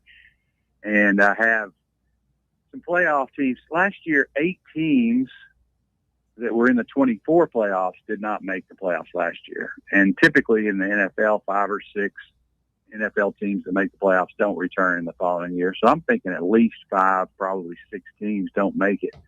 They were in the field, and it just so happens that most of those teams are actually in the top 8, 9 teams to make it this year. So where do you find them? Where do they go? So I'm going to throw one at you here. I'm going to say Tulane, James Madison, which they're 11-1, Tulane 7-1 to make it back this year. They're not going to make it back.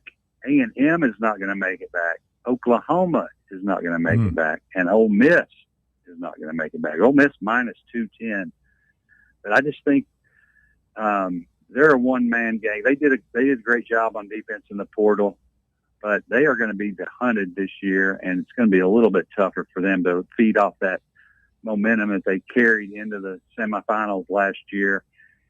And I just don't know. I'm not sure I trust the coaching staff yet. We'll see how that plays out. But I'm going to say those guys don't make it.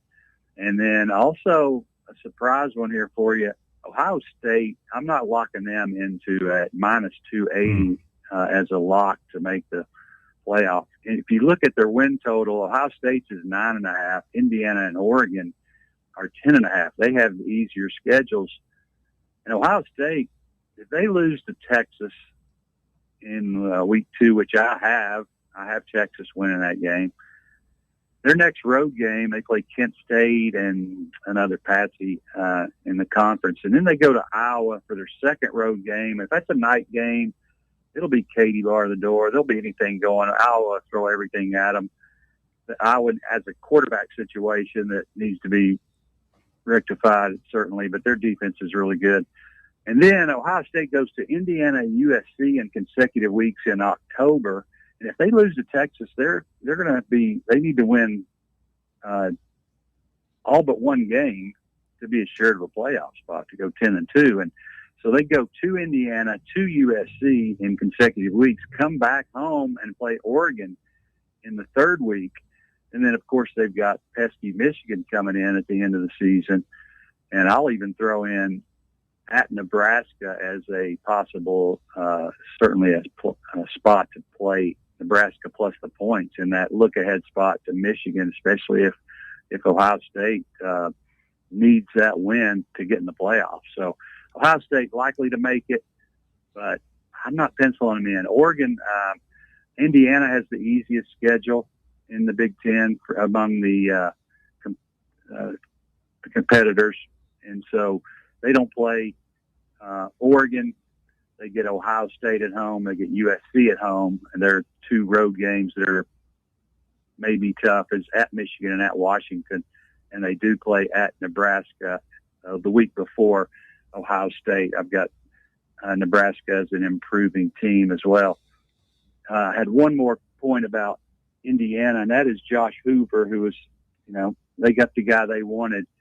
But he is, in 32 starts, he has 43 turnovers, I believe, and that's including fumbles and picks. So they were fortunate to beat Penn State on one of the plays of the year and struggled to put Iowa away last year. So I see everybody in the conference losing at least one game. I love how Sigdetti's so unapologetic about the fact that those first 3 games: North Texas, Howard, and Western Kentucky at home.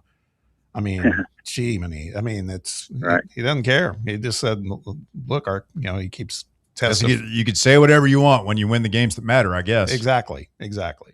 Yeah, they returned 41% of their snaps, which is fairly low compared to the other 4 up there. Ohio State and USC returned 56 and Oregon 54.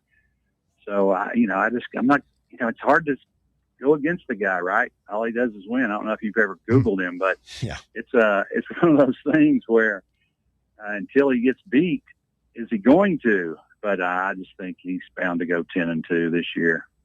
Haji, get back to some of those SEC teams you were talking about.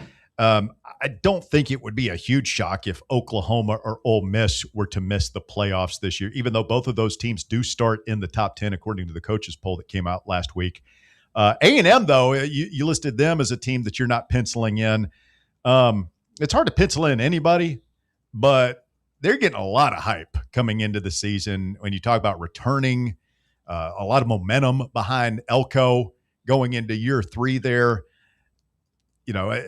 Running quarterback, you always worry about those guys getting hurt, and that would obviously throw a monkey wrench into their season. But if they stay healthy, I would think that they have a pretty good shot to make it. Yeah, I do like Elko really well. I think he's probably top 3 in the conference at this point. I'm not sure where Sarkisian and Kiffin fall exactly, but I would put Kirby is still at the top until otherwise noted. Let's see.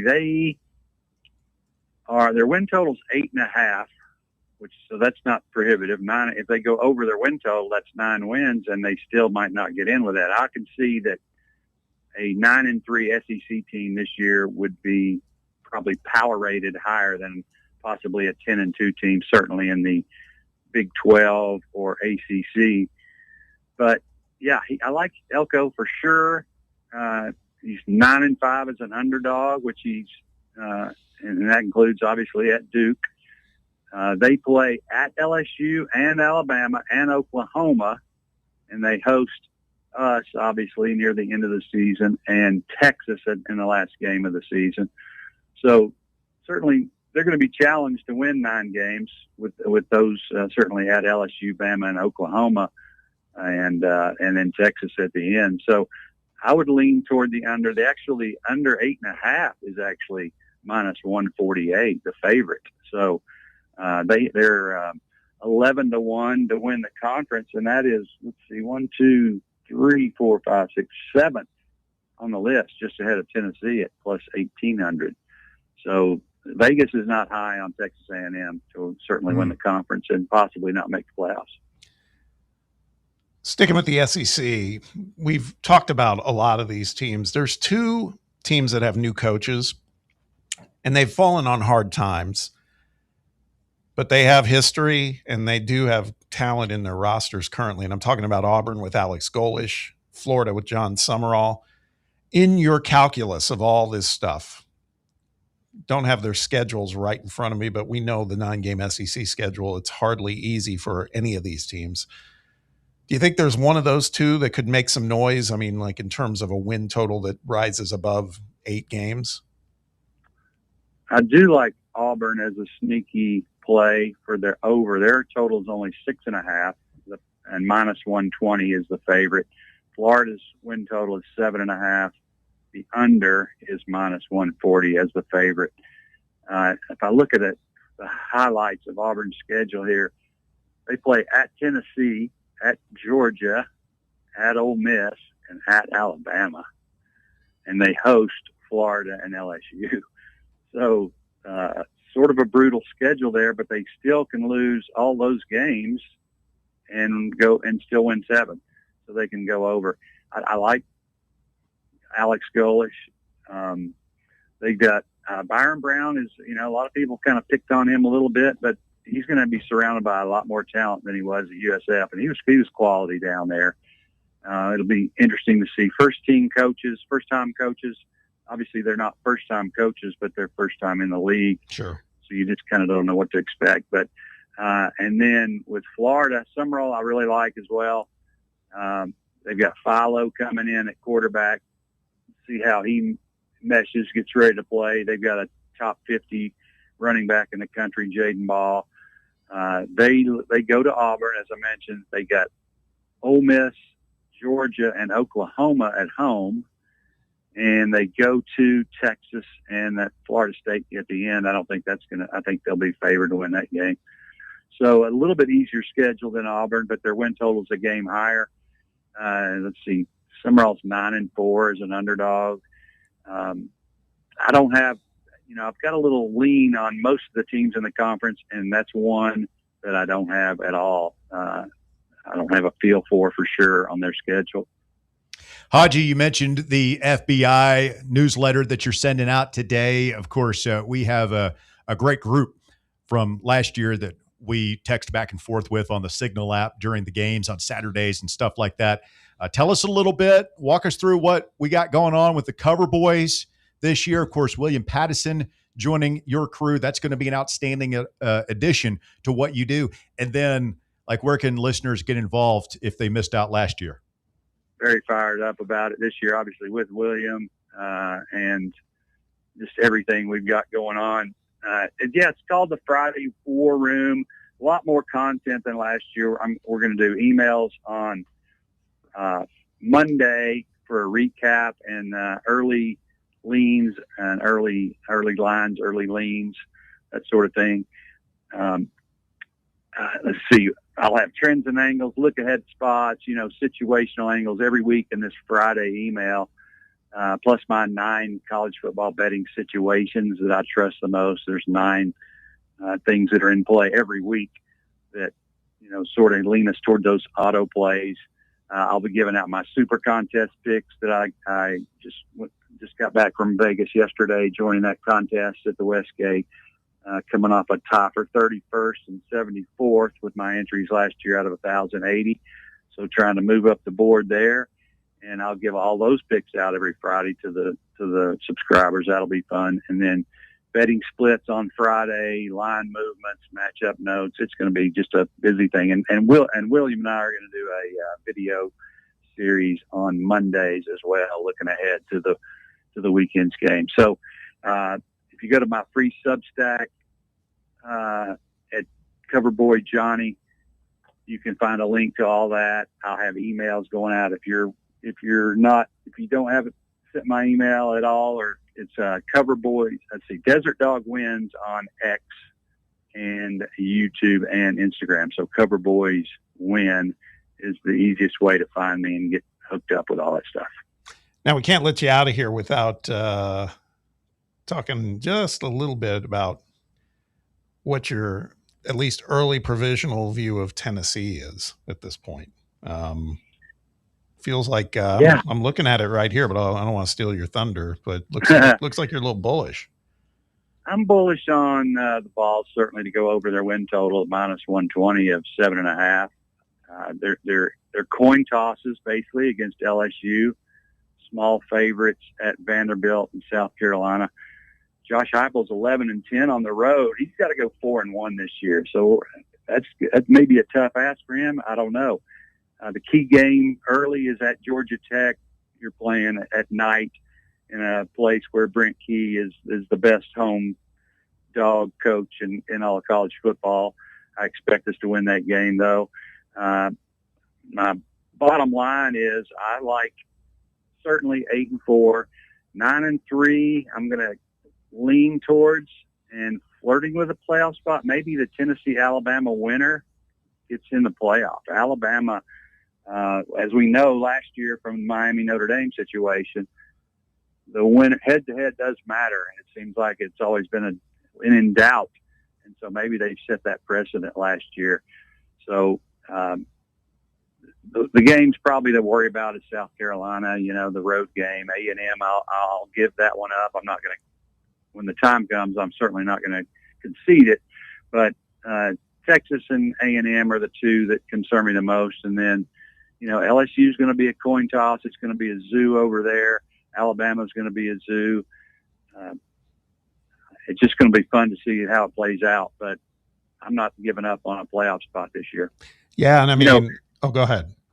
No, I was just going to say, I do believe that Faison's going to be the guy, certainly after the first couple of weeks. And he's got more talent than Joey and Nico and everybody else he's had in his first 5 seasons. And the receiving crew is the best. You guys touched on it earlier. I made my whole hot take for this year's team is that TK Keys is going to be the leading receiver.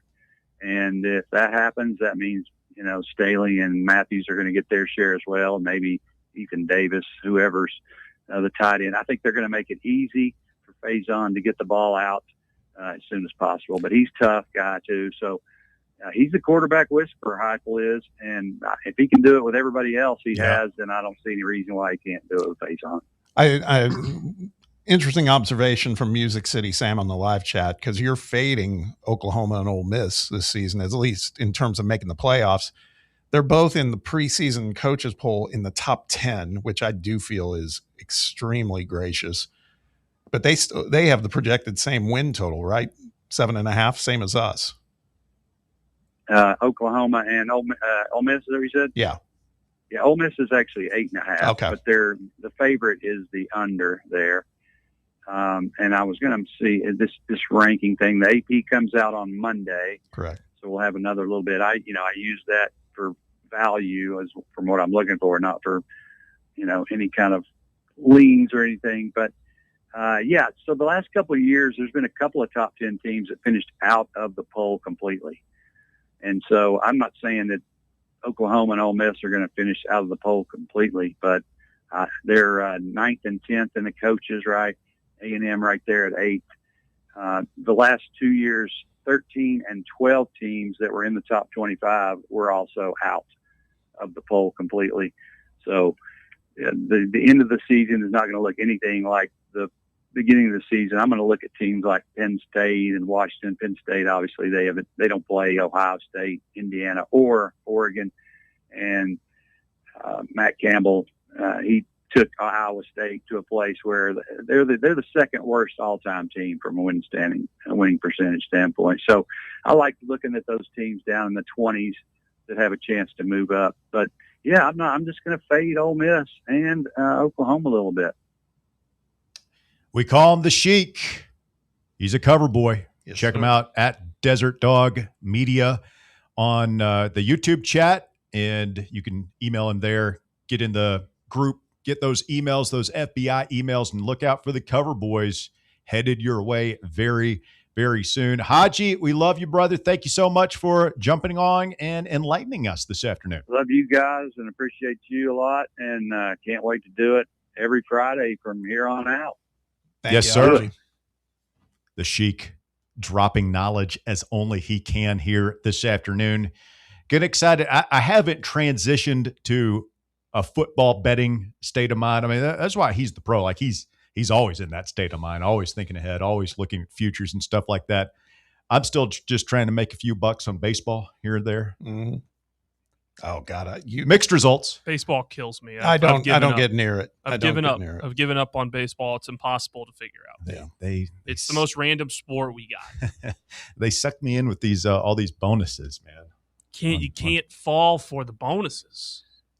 You just can't go too far on the odds, man. You gotta take the profits where they're at, because it'll be like, at 200 odds, minus 200 or less. So you get up close to keep on the minus side. You don't go broke taking a profit. No, you don't. Walker. No, you do not. But you can't go broke listening to me. So listen to Haji. Listen to Haji. There you go. Coming up, open up the phone lines here. If you want to jump in, go ahead and take a shot. 865-966-3435, your phone number to get on the show this afternoon. 966-3435. We had an interesting conversation yesterday about like some of the best teams in college football history, like Correct. 2019, LSU played 2025, Indiana, who would win. Well, kind of a follow-up component to that and a fun way to compare some of those great teams of yesterday. We'll tell you about it when we continue. Stay tuned. More college football talk coming up here on The Drive, Fan Run Radio. The Drive. Can't get enough Fan Run Radio? Download the free Fan Run app and take the best Tennessee sports conversations with you wherever you go. Is your crawl space damp, musty, or showing signs of mold? Call S&D Crawl Space and Insulation. From crawl space encapsulation and mold remediation to waterproofing, insulation, and dehumidifiers, S&D helps protect your home from moisture and poor air quality. Serving Knoxville and surrounding areas. Call 865-602-0590. That's 865-602-0590. S&D Crawl Space and Insulation, protecting your home from the ground up. Is your yard starting to look more wild than welcoming? Yeah, don't let your landscape be that house on the block. At ECR Total Landscapes, we make sure your outdoor space is something you're proud of. From de-weeding flower beds to leaf blowing, trimming, mulching, and more, completely customizable to your property's specific needs. We'll handle it all. Why spend your weekends sweating it out in the yard when you can just sit back and enjoy it? That's the ECR difference. And right now, new customers can get 10% off your first month of our monthly maintenance package when you sign up for a full calendar year. That's right. Consistent, reliable service at a price that makes it easy to get started. No sweat, no hassle, just a better looking lawn week after week. Call ECR Total Landscapes today and mention promo code FANRUN to save 10% on your first month. Call 865-384-2012 or visit us online at ecrtotallandscapes.com. Welcome to Axle Logistics, where excellence isn't just a goal, it's an energy. As a leading third-party logistics company, Axle is powered by an award-winning culture built on a work hard, play hard mentality. Here, the drive for success is contagious and hard work never goes unnoticed. Whether you're just starting out or looking to level up, Axle Logistics is the place to launch your career. Join us and take your ambition to the stars. To learn more, visit axlelogistics.com. We really need to get some branded stuff. Shirts, hats, promo items, something professional. I mean, we could just find a website and order a bunch of it ourselves. You could, but you're taking a big risk. You don't know the quality, the fit, the timeline. It's a roll of the dice. Yeah, I guess. But isn't that how everyone does it now? Not the ones who actually care about how their brand looks. Look, if we're putting our name on it, it needs to be done right. We need SM Athletics. SM Athletics? Yeah, they specialize in working with businesses like ours. Apparel, hats, promo gear, but real, customized stuff. They actually care if it turns out right. Probably a lot better than getting stuck with 100 t-shirts with crooked logos. Exactly. Plus, they'll walk you through everything. Sizing, colors, material, so it matches the image we're trying to build. Makes sense. What's the name again? SM Athletics. Trust me, if you want to look like a real company, not a flea market stand, this is the move. If you're serious about your brand, work with people who are serious about getting it right. SM Athletics.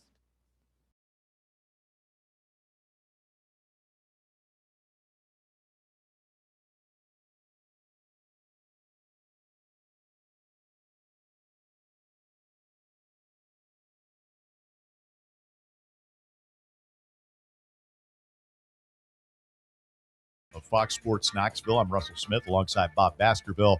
Walker Smith through the glass this afternoon, taking your phone calls at 865-966-3435. Your phone number to join us here today on the show. I was just telling Boss Man out there, do you ever have dreams? Do you have recurring dreams, first of all? No. Really? Not recurring. I have all kinds of recurring dreams, like always have. And one of them is where I'm like back in houses that I used to live in. Like I will have dreams still in my mid 40s of living in the house that we lived in when my family first moved here when I was like 5 years old. Like I've moved back to that house at my current age. Anyway, I've been having like animal dreams. Like last night, I'm back in my last house. It was the first house my wife and I bought. I've been gone for like 10 years, right? Yeah. And the downstairs was this unfinished basement. And I'm like in this house, in this unfinished basement, and there are these dogs there. And I realized that like I haven't been there in a long time. And these dogs are like starving. And oh my God, I got to feed these dogs. I got to get them some water. They're like whimpering, still alive. I guess they've just been starving for 10 years. And now I'm back. What do you think it means, Bob? I don't know. What does it mean? These are not They're not pleasant dreams. No, they're very disturbing. I was going to say they're not gummy-aided or anything like that. Gummy-aided? Yeah. No, because what does that mean? Well, there's depending upon sometimes if you ingest like a certain kind of gummy like pot gummies. Correct. No, because those have been proven to create really, really vivid dreams. Yes. The hardest I'd delve into like sleep, maybe a little melatonin. Okay. Every now and then if I'm wound up or something. Yeah, I've done the gummy thing. Really? Yeah, time or two.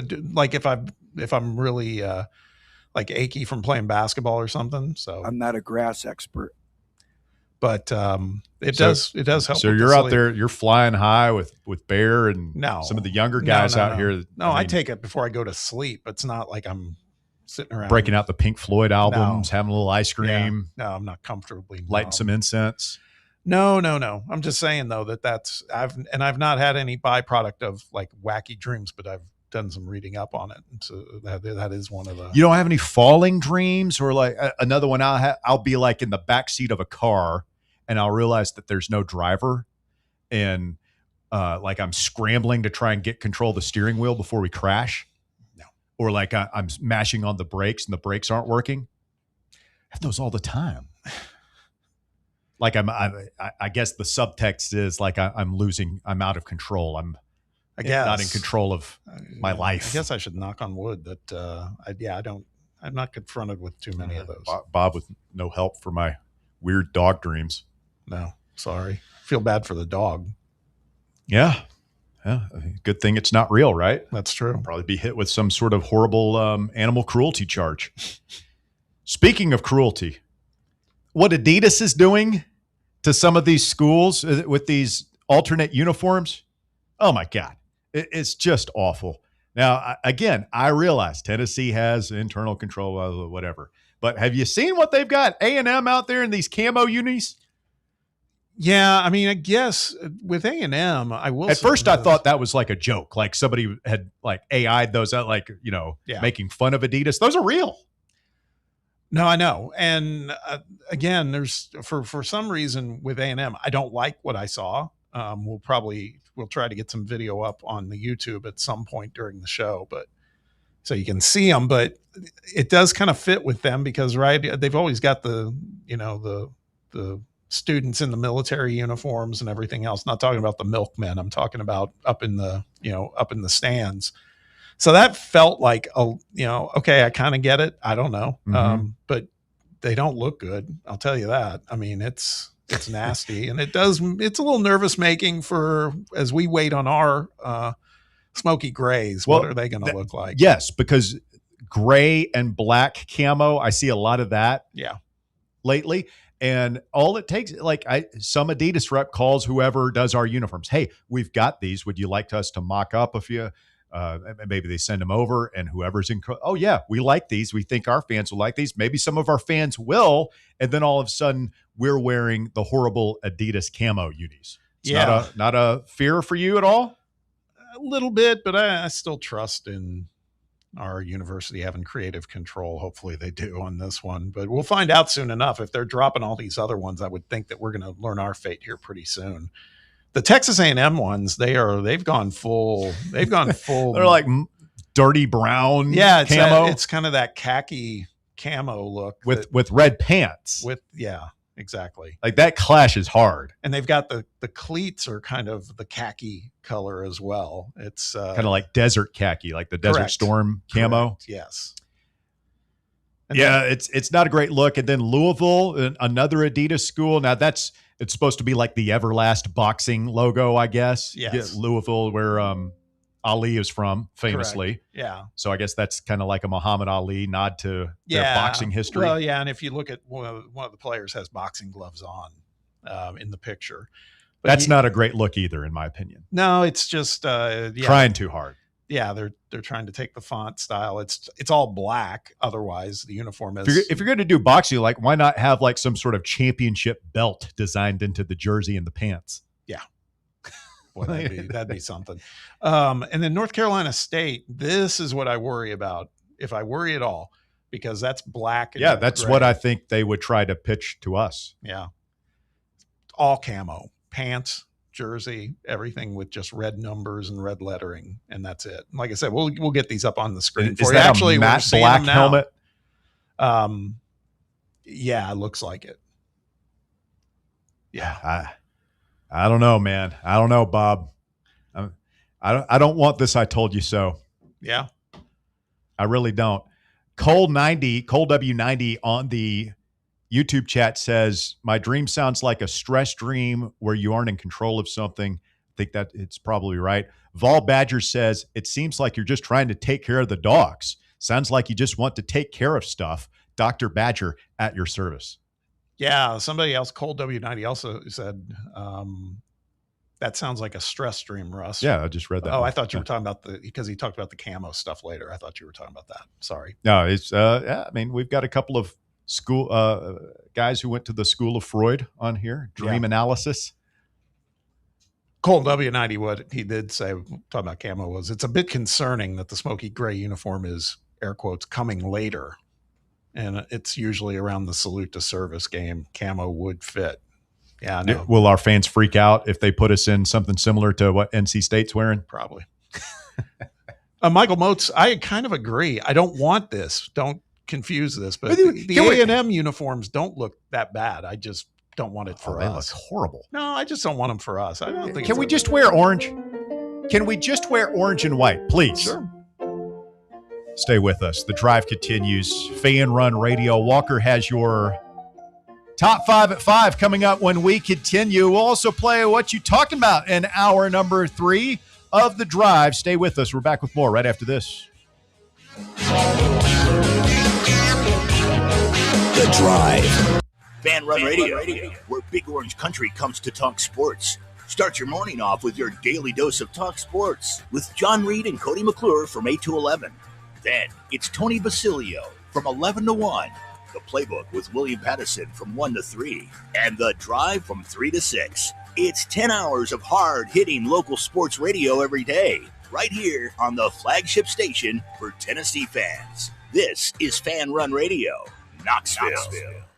It's a huge weekend at Covenant Health Park with your Knoxville Smokies. They're kicking off the weekend with a feel-good Friday. And for Saturday, make sure to wear your orange and arrive early. It's Tennessee night. The first 1,000 fans through the gates will get a free Deshaun Bishop bobblehead and stay late for fireworks. Sunday, it's our day game of the week, and it's Crayola Day. First 1,000 kids will get to color their own lunchbox. And after the game, they can run the bases. Weekend plans, check. Get your tickets now at SmokiesBaseball.com. Citizens National Bank. Are you getting penalized because you can't make it to your bank on time? No need for unnecessary roughness. It's time for a new game plan. Easily manage your accounts with Citizens National Bank's mobile banking app. Check your balance, deposit a check, and pay a bill all from your phone with CNB's mobile banking. Citizens National Bank. Banking never felt so good. Member FDIC. In a world filled with deadlines and screens, sometimes we forget the simple joys of life, days filled with special moments. At Inward Half, we understand the essence of these moments. Feel the difference between our breathable fabrics and flexible apparel as you disconnect from the hustle and bustle and reconnect with what truly matters. Inward Half, simple luxury for on and off the course. Is your crawl space damp, musty, or showing signs of mold? Call S&D Crawl Space and Insulation. From crawl space encapsulation and mold remediation to waterproofing, insulation, and dehumidifiers, S&D helps protect your home from moisture and poor air quality. Serving Knoxville and surrounding areas, call 865-602-0590. That's 865-602-0590. S&D Crawl Space and Insulation, protecting your home from the ground up. Blackford Veterinary Surgery Referral specializes in surgeries not regularly performed by your pet's general veterinarian. They're currently accepting referrals from vets all across the country. With their newly renovated state-of-the-art surgery center and highly trained staff, clients can rely on professional and thorough care. If your vet says that your pet needs surgery or rehab, ask for a referral to Blackford Vet and let them get your best friend back on its feet. Located conveniently in West Knoxville. For more information, visit blackfordvetsurgery.com. You're listening to FM 105.7 and AM 1340, WKGN Knoxville, and W289CU Knoxville, Fan Run Radio. September 10th isn't just a sale, it's an experience. Join us as Liquor Vault celebrates its first anniversary with the biggest savings event of the year. Experience rare bourbon drops, surprising barrel releases, and complimentary tastings all day. For the wine enthusiasts, you can check out Jason Drotar's Wine Passport Experience. Cigars, they've got them too. Enjoy hourly giveaways, exclusive one-day only anniversary pricing, and surprises throughout the day. Find a Vault Golden Ticket and receive exclusive access to Liquor Vault's highly anticipated end-of-year rare bourbon allocation. People will be talking about this event for months. The only question is, will you be there?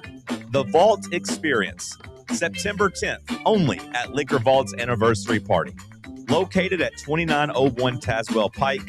Check out their specials and sign up to get discounts at liquorvault.com.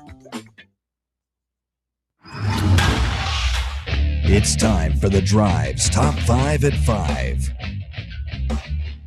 Quitting time on your Friday. Congratulations, you have made it. The weekend is here.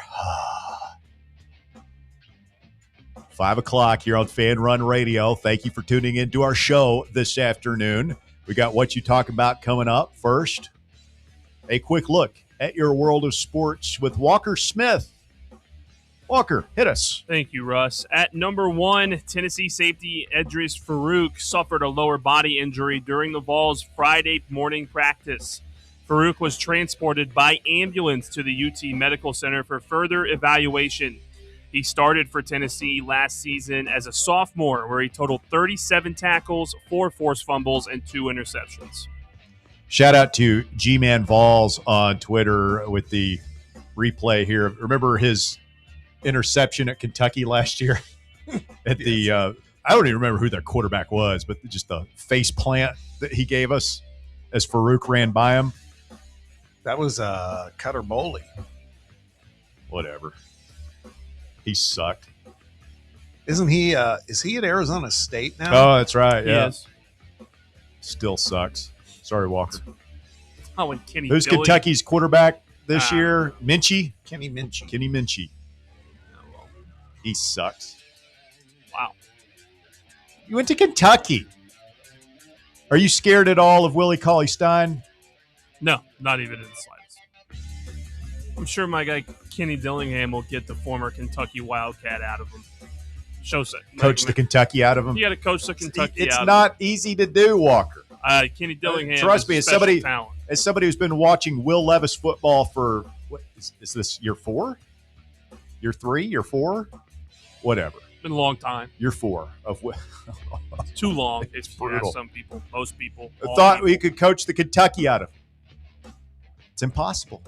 I trust my guy Kenny Dillingham. It's too deep. Kentucky got in there deep, man. I think there's something from Cutter Boley to be saved over Cutter there. Boley, yeah, he definitely threw the ball around against our guys, but I guess everybody did last season. He's got some talent. Trust him over there. My guys at Arizona State. Tough for Farouk. I just hope that. I mean, it doesn't sound good, and I just hope that if it is a season-ending deal, again, lower leg injury, hopefully it's something that he can come back from. But sounds like he might have a long road ahead of him. At number 2, wide receivers coach Kelsey Pope offered insight on the race for Tennessee's 3rd starting wide receiver, and it doesn't seem anything close to being decided. Quote, "We've got to be consistent right now," Pope said. "It's literally a search. If you know somebody, let me know. It's wide open right now." That doesn't sound It's just good. consistency daily. I mean, I don't want him to have tryouts or so. I thought that we had good options there. Travis Smith, Rodarius Jackson, 5-star TK Keys. If you know somebody, let them know. you know a wide receiver out there that might be looking for a job, let them know. Hopefully it's just ways to fire them up. Motivational tactic. Yeah. It's a very interesting race. We were just talking in the first hour. Yeah, we were just talking in the first hour about how that's one of the deepest positions on the team, and we've never had wide receiver depth before, and now all of a sudden, boom, let's go. Kelsey Pope out here putting the wet blanket on us. Yeah, I don't think he's, telling us that the guys he has aren't suck. good enough. He's telling us that it is still wide open and everyone has a chance at this spot. He's not saying everyone that's trying out for it isn't going to do it or be good enough. He's just saying it's wide open. At number 3, Falcons D-end and former Vol James Pierce Jr. is being suspended 8 regular season games for violating the NFL's personal conduct policy. Pierce was arrested in February in Doral, Florida, after a domestic dispute involving his ex-girlfriend, L.A. Sparks forward and former VFL Rakia Jackson.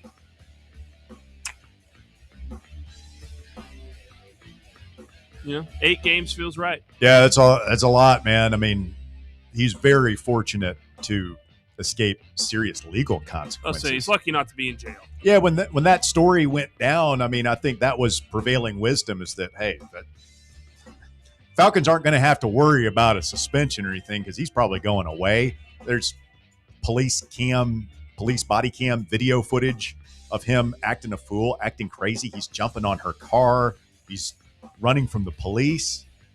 Like, that's typically stuff you go to jail for. So he got off light in that regard, but an 8-game suspension is, and he loses those game checks, right? That's what I was going to say. Yes. I remember talking with Harrison Smith's brother about that they get a check for every game, basically, and the fact that there's no way they're paying him for these. Nope. It'll be costly. Yeah, he'll need to. I'm sure he's not hurting for money, probably, but he's going to go a couple months without getting a big paycheck. Yeah. At number 4, let's take a look at the best MLB series going on this weekend. The Red Sox go up against the Pirates. The White Sox play the Tigers. The Braves take on the Diamondbacks. And the Dodgers host the Brewers in a battle between 2 of the 3 best teams in the National League. Yeah, that's a big weekend. Brew Crew heading out to L.A. Okay. The Brew Crew took game 1 last night. Is that correct? Or was it the Dodgers? Yeah, no, the Dodgers imploded in the 9th inning.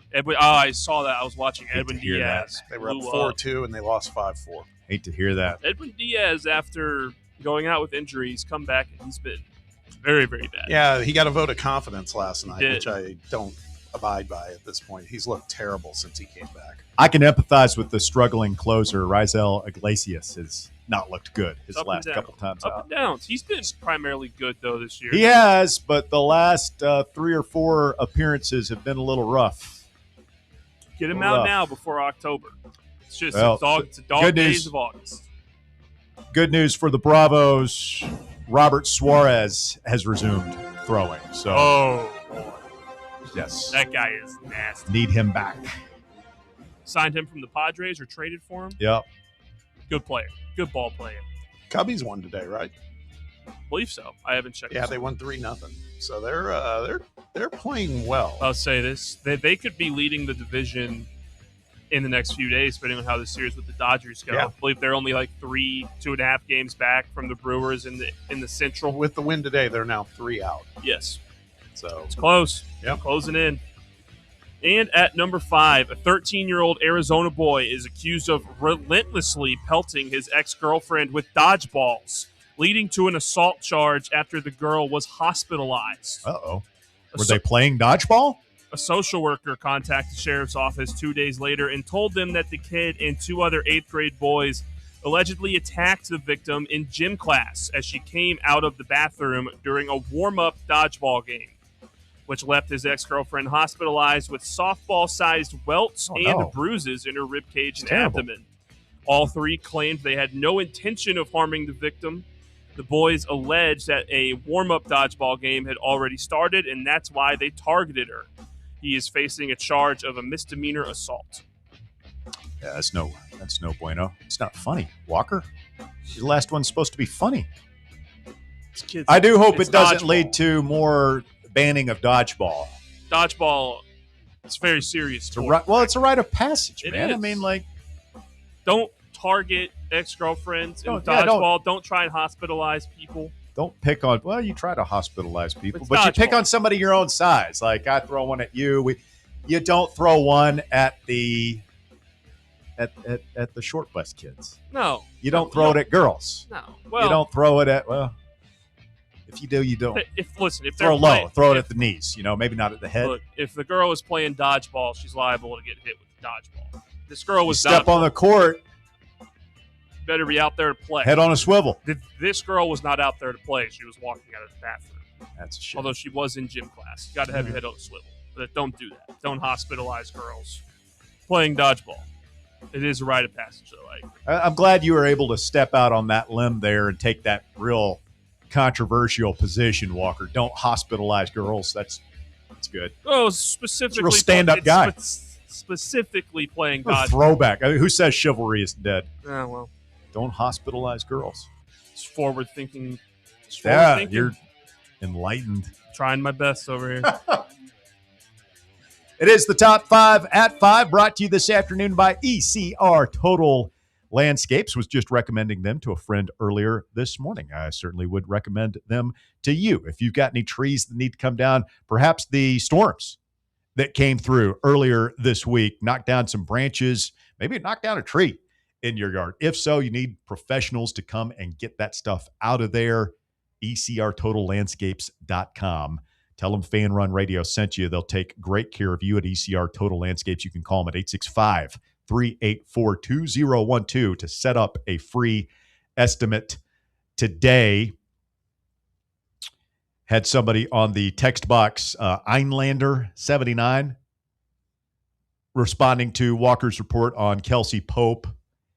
Not exactly imbuing the fan base with a bunch of confidence in that race for the third wide receiver spot opposite Braylon Staley and Mike Matthews. Einlander79 points out, then Pope went on to say that Keys does things, quote, you can't coach. So maybe Kelsey Pope a little bit all over the place this afternoon. Encouraging about TK Keys. Very exciting to see what the five-star freshman can do. Alabama did it with Ryan Williams. Yeah. Ohio State did it with Jeremiah Smith. Why can't we? Well, I mean, we were talking earlier how we really haven't seen that true freshman have a breakout impact under Josh Heupel. I will point out, like the highly touted guys that we have signed, Mike Matthews comes to mind. Staley was a 4-star. Mike Matthews was a 5-star wide receiver. We had any other 5-star wide receiver true freshmen besides Matthews and Keys? Was Smith a 5-star or a 4-star? He was like borderline. But I feel like both Smith and Matthews last year had like injury problems, like not massive, but kind of just slowed thing. That's what you got to avoid, I think, if you're a true freshman. Yeah. This is such an important time to be out there. It's why I was talking about Rodarius Jackson missing all these practices, and he's a redshirt freshman. Probably the best thing TK Keys can do is stay healthy so that he can be on the field and have this learning opportunity, make all his mistakes now in preseason camp so that he's ready to go, because it sounds like he does have an opportunity to be that guy who makes an impact as a true freshman. Love to see it, man. Let's keep hope. We got so much talent, and that's the thing. I mean, Haji talked about it too. I mean, we've talked about it before. You just keep getting reminded. Got a lot of talent, man, particularly on the offensive side of the ball. We got an offensive line that's pretty high level. We've got great receivers. I think this is the best roster Josh Heupel has had in his 6 years, and it should be. You're 6 years in, like you should be rolling at this point. As it has always done this offseason, the conversation inevitably gets back to quarterback. And if you've got talent there too, it is. I would say it's the frustrating thing. It's kind of the bewildering thing. You've got talent there. It's just inexperience. And so we don't know what to expect there. Adam Schefter reminds us this afternoon, the Super Bowl this year, or I guess next year, will be the first Super Bowl ever played on Valentine's Day.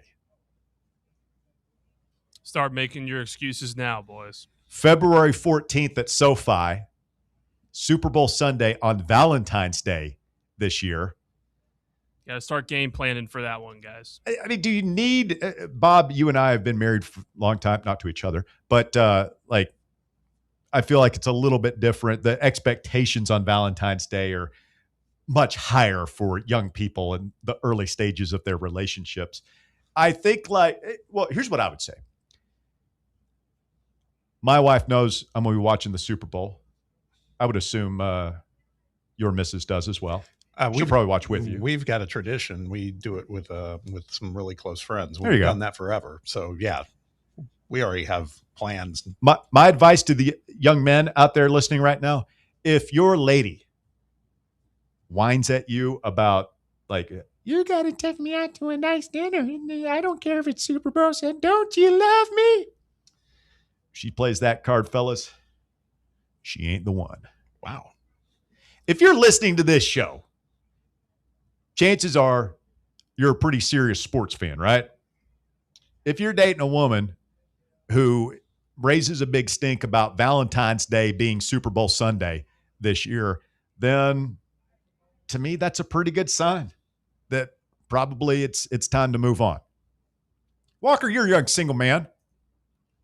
You're a huge sports fan. Huge. You're dating a woman and you say to her, honey, we have a lot of fun together. I think you're a real groovy, foxy chick. Kids still talk like that? No? No. So you say, listen, I really like spending time with you. Just want to let you know, I'm big into sports. Super Bowl Sunday. It's Valentine's Day. So I was just thinking we're probably just going to stay in. Yeah. I'm going to stay. You're welcome to come watch the game with me, but I'm going to be hanging out. Maybe I got a party so you can come with me, something like that. But we're not going out to dinner on Super Bowl Sunday. If she were to object and say, Walker, I think you're a real groovy, foxy dude. Good God. But if you don't take me out. Do you not think that, Bob? You don't take me out to a nice dinner on Valentine's Day, this relationship is over, and I don't care if it's Super Bowl Sunday. I'm more important than football. How would you respond to that, young lady? Well, first thing I would like to compromise and maybe say, let's just go dinner Saturday night so we can do the Super Bowl Sunday. I feel Obviously, like but she's obstinate. No, it's me or the Super Bowl. Decide. Well, if she's giving me that ultimatum, this lady sounds, insane. So I'm picking the Super Bowl. There you this go. Lady Attaboy. Now there are, there are very passive aggressive ways that your girlfriend could tell you, hey, maybe you should not do that instead of, there's sane ways she could tell you she's upset. Then you get into a spot where sane way she could tell you upset. Speak like a guy who's never been married. All right, Bob. Wow.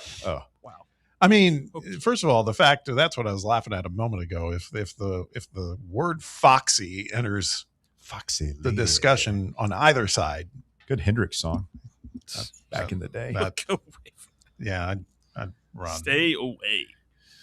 Yeah, foxy is not a word in our vocabulary anymore. No, it just popped in. I don't know, man. It's been a while since I've had to woo a lady. Better than the words Bear would have chosen. Probably. Yeah. Listen, hun. Listen, Toots. I ain't going to be available on Super Bowl Sunday. I'll be watching the game with the fellas, but if you want to meet up later after the ball game, I'll take you out, throw a couple burgers down your throat. So you don't Something think, like that. So you don't think either of your wives would give maybe some sort of objection to watching the Super Bowl on Valentine's Day over going out? I mean, not to speak for Mrs. Baskerville, but I think that you married a sports guy, you kind of know what you're getting into. Okay, but you don't think they would, maybe they'd be a little upset and fight for maybe at least going to a late lunch, early dinner situation? We would just do it. We would do it the day before, night before. So I'm saying it's day before. Yeah, that's what we'll do. Yeah, it's got to be day before. If you can't have someone agree to go out the day before, then you got a problem. I'm just trying to provide a public service because there are going to be some miserable sad sacks that get drug out. Oh, yeah. They're just, you're whipped. You're whipped. I mean, here's the problem. Here's the problem, ladies. If you take your guy friend out who wants to watch the Super Bowl and you take him out and he can't watch it, he's going to be watching it on his phone and keeping up with it instead already with you. So you might as well just let him watch the game. Bob, when you're out to drink or eat and drink and their game's on, do you ever position yourself so you can see the TV over in the bar? Shout out to my wife, because she typically says when we go to the table, she goes, "Where do you want to sit to see the TV?" She brings it up. Yeah. And she's fine with it? Yeah. That's cool. Yeah. As long as you're not just ignoring her, which you wouldn't do. No, of course not. So, no, that's why I love her. That's but great. Well, yeah, mine, I think she's just teasing me, but like, because she won't give me that chance. And honestly, I'm usually not seeking it out. If we're out, we're out, right? I'm not, if there's a game I want to watch, I'm probably going to stay home and watch it. But anywhere, you can't go anywhere to eat now without there being at least one TV somewhere. And so, like, if I so much as glance at it, it's like, what's on? Yeah. I don't know. It's on commercial. I have a low attention span. There's flashing lights somewhere. My eyes are automatically drawn to it. All right, time to play What You Talking About. We need 2 players for the game right now. 865-966-3435, your phone number, 966-3435. Go ahead and call now.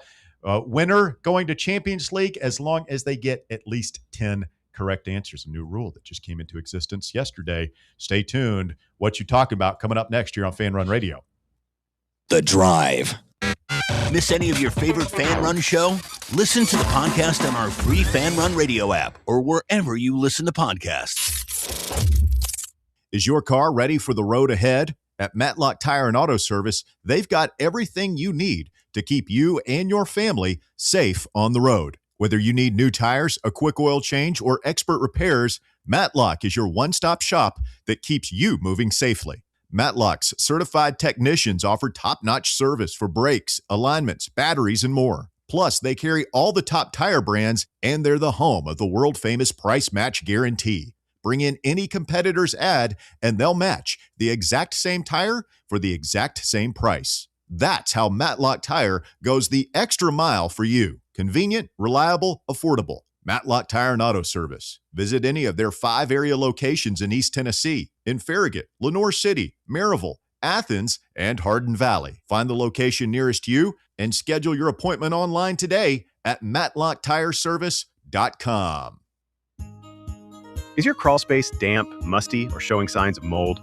Call S&D Crawl Space and Insulation. From crawl space encapsulation and mold remediation to waterproofing, insulation, and dehumidifiers, S&D helps protect your home from moisture and poor air quality. Serving Knoxville and surrounding areas, call 865-602-0590. That's 865-602-0590. S&D Crawl Space and Insulation, protecting your home from the ground up. Vol fans, reimagine your home at Broadway Carpets and Flooring for any remodeling or building needs. With a variety of carpets, rugs, hardwood, vinyl, and stone, Broadway has all the flooring and installation options you're looking for, including pet-resistant products like Pet Perfect Carpet from Shaw Floors. Visit their showroom in downtown Knoxville or the location in West Knoxville located on Kingston Pike near Pellissippi Parkway today. Are you ready for the start of a new season? Maybe looking for your team to go on a tournament run? Get game day ready with Crumble. Head on over to your nearest location and pick up 12 pre-selected cookies plus exclusive toppers. When you're looking for dessert options, there's no question about who you should call on. Our listeners already know. Last year, the Dubai chocolate was a home run, along with the brownie batter. Oreo crumb was another crowd favorite. What new flavor will set the standard this season?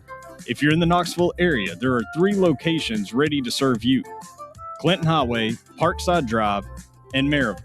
Download the Crumble app to build your best lineup and vote on the best combos. You can even put your bid in to request a new flavor. Order in the app and slide on over to your nearest location. Tell them Fan Run sent you, and as always, it's for the fans, by the fans. Don't miss the cookies. Hey, Vols fans, Cody Brown here. I grew up right here in Tennessee and know what it means when someone says, I've got your back. That's why you can trust Farm Bureau Insurance of Tennessee. Whether it's your home, your vehicle, your family's future, or the business you built from the ground up, we will show up for all of your insurance needs. We are Tennesseans who understand what matters, which is doing right by you. Insurance is not all about just paperwork and policies, but it's about the people we insure every day. So if you want insurance that hits home, give me a call at 865-992-3871. Go Vols. Located in Knoxville's historic Old City, Barley's offers great food, live music, the best draft beer selection in town, and now your new favorite place to watch sports. Their indoor projector is perfect for any weather, and they've revamped their upstairs area with more TVs to take in all of the action. Their menu features hand-battered chicken tenders, juicy burgers, fresh salads, and the tastiest pizza in Knoxville. You can enjoy their happy hour drink specials daily from open until 6 p.m. Barley's Tap Room and Pizzeria. Everyone needs to take care of their mental health, even running back Bijan Robinson.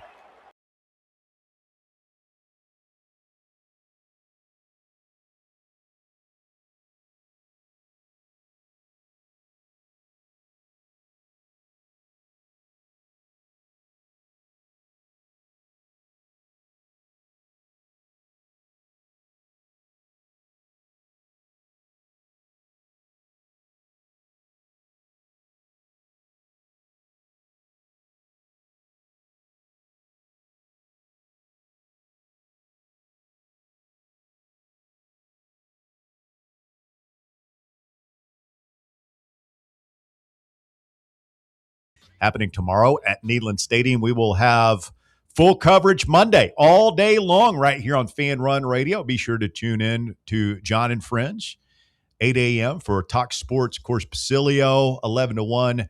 Billy Playbook, doing it from 1 to 3. We'll be here 3 to 6 and overtime. And Garrett Armbrust and Friends from 6 until 8. We'll have 12 hours. I'm sure every show will have a lot of breakdown of whatever happens tomorrow, whatever news comes out from the scrimmage. All right, time to play a little What You Talking About here on The Drive. Time to play the game. Time to play the game. What you talking about? What you talking about?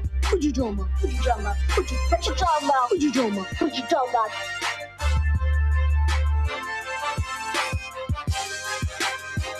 Bradley and Charlie are on the line. And am I seeing this correctly on the screen, Walker? Charlie is calling from France? You would have that correct. That is what he told me.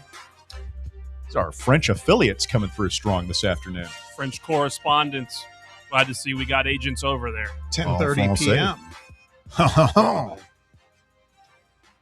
Friday night in La Belle, France, and Charlie's just sitting back listening to The Drive. I kind of dig it. Wonder what his wife's doing. Is it the night is the morning over there, isn't it? No, it's night. No, It's 5 hours ahead. Night? Yeah, it's about that's almost right. 10:30, 11:30 at night over there. Yep. Sounds good. All right, well, let's start with Bradley since he called in first. Bradley, are you there? Yeah, how y'all doing? Hey, we're doing well. Thank you. Have you played our game before? Awesome. I have. I lost last summer because you had some bad clues, but I'm ready to redeem myself. Wow. That's how you want to start, huh? Oh, man. That's how you want to start. I love huh? it, Okay. Bradley. I love it. It's a freaking weekend. What do I got to lose? I kind of like it. All right, Bradley, here we go. Are you ready?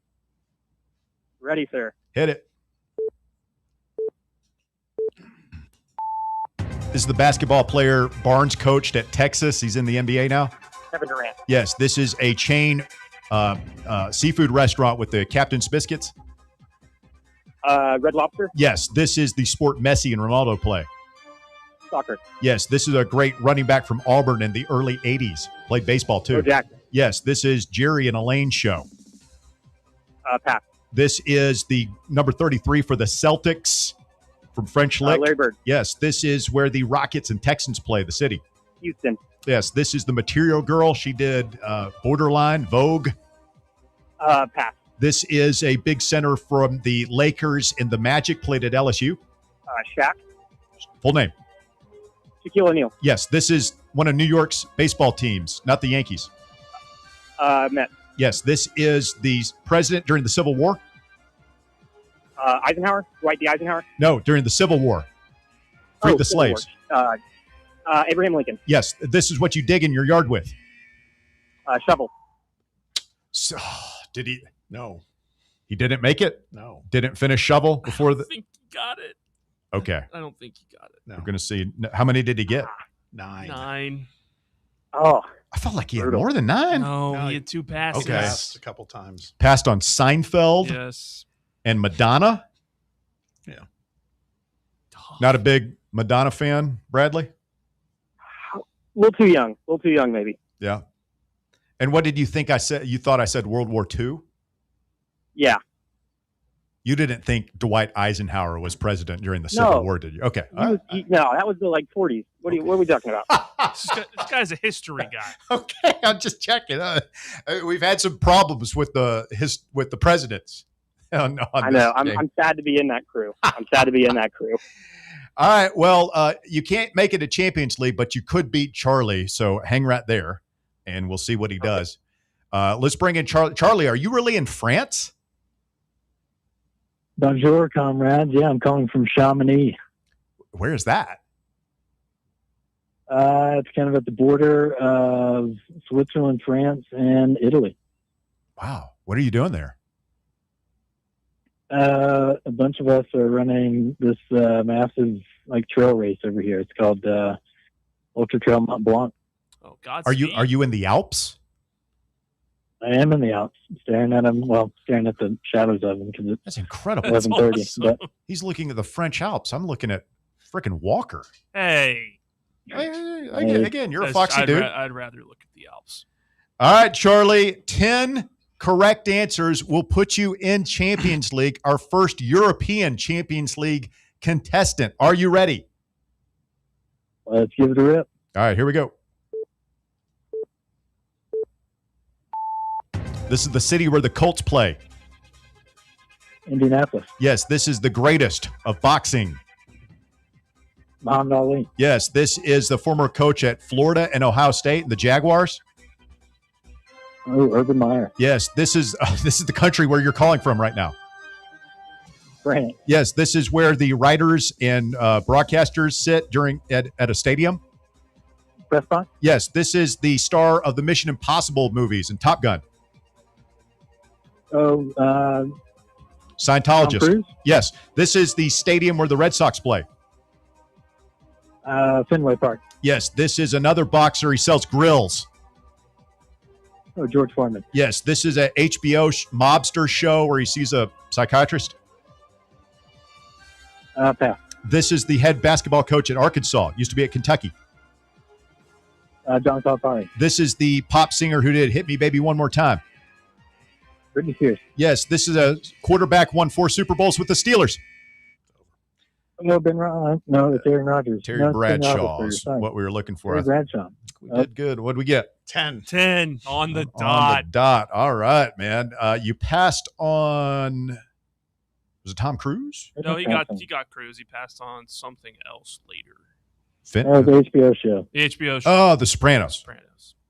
Okay. Sopranos. All right. Well done, sir. Charlie A road game. puts of up a all road 10 games. spot from the French Alps.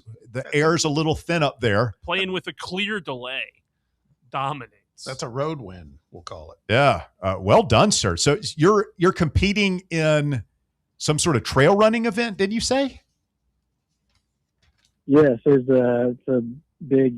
That's kind of like I don't know, kind of the Super Bowl of trail running. Not Really? that I'm elite or competing. I mean, you I'm must just be taking happy it to be there. seriously to try. Are you American? You just travel there? Where are you from? Yeah, from Chattanooga. We've got about 8 of us here that got in. One of us is actually an elite athlete, so I work remote, so I got to travel over here a little early, and Very I'll cool. race at the end of the month. All right, man. So will we be able to contact you for Champions League to set this up? Absolutely. I've tried to call in all this week, so I'm dedicated. All right, man. Well, hang right there. Walker's going to get your contact information, and we will be in contact with you. All right. Au revoir. Au revoir, my friend. Mon ami. That's the extent amazing. of my French. Walker, you've been to France. Been to France. Spent a lot of time in France, mainly Paris. Went to Marseille. That was about it. For the Olympics? Yeah, I was there in Paris for 4 weeks for the Olympics and stayed a little bit after. Very cool. All right. How about that? I always enjoy talking with people overseas. We had a guy called Voluntary Reaction once, and he was in France. He was like fighting in the Ukraine-Russia war. Like there's some sort of mercenary group that goes over to fight with the Ukrainians. And he was over there and he's like calling us during voluntary reaction. I guess, it's whatever time it is over there. And he's watching Tennessee football. He was like in France on his way over to fight in the war. That's wild. That's wild. Well, we've got our Elite Eight.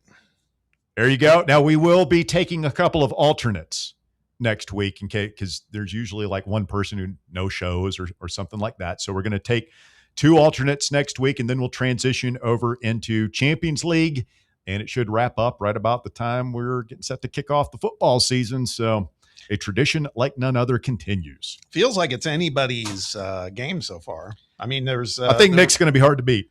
The range is 13 to 10. Mm-hmm. Nobody's higher than 13. No one's lower than 10. Nick's good. Scott looks like he might have some. Was he the 13? He was one of the 13s. We had 2 13s. Nick was a 12. Who was the other 13? Jay. Okay. Then Rando and Jordan at 11, and then Tim, Derek, and then today Charlie at 10. Is it just me, or we've thrown out some ideas on maybe how to keep the game fresh, keep it evolving, keep it improving? Yeah. Would it be easier to remember some of these folks if they gave them all like cool nicknames? Like this is Skyhawk. I mean, anyone can call in and name themselves. Whatever. I mean, William the Conqueror. Nick needs a nickname. He's got to make his own nickname. We can't be in charge of that. That's the wrestlers make their own names. The players make their own names. Quick Nick could be good. Last year's champ, Nicky Champ, reigning champion, Champ Nick. Yeah, yeah. I mean, if you get into Champions League and you want to give yourself a nickname, I'm here for it. It's encouraged. It just make it easier for me to remember who's who. Because I'll be honest, I can't remember who Jay and Scott are. It's true. I'm sure they're awesome, as evidenced by the fact that they put up a big number and won. I cannot believe the dedication to this game that Charlie just showed. This guy was there are 2. We play with 2 people. We have multiple people from apparently all over the world calling in to play this game. And he is able to get in from France because he cares about the game that much. That's what we love to see. It's a real player right there. He just said, "This is Charlie. I'm happy to go by kicked in the Vols, but I got to get higher than a 10." Is that that's kicked in the Vols from the YouTube chat? Yes. Oh, okay. This, well, there you go. Commissioner Bockwinkel said, "So let's get this straight. There's better cell service from the French Swiss Alps than there is from Titanville's house." Evidently. I would say Bye-bye. Big Dog in West Tennessee's, or I'm sorry, Brandon LaFollette says Eisenhower fought alongside Custer in World War II. The historical knowledge of our audience. I mean, president during, I don't want to come off on poor Bradley. Maybe he really misheard me. I think he did. President during the Civil War. How do you confuse Civil War with World War II? I don't know. They don't sound anything alike. I don't know. By the way, Eisenhower wasn't president during World War II. Is it World War I?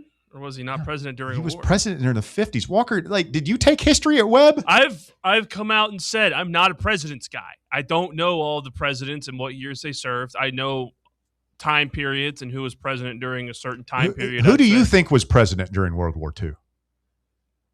A bunch. I mean, there were at least 2 of them. You think so? I'm trying to think who. What do you know when?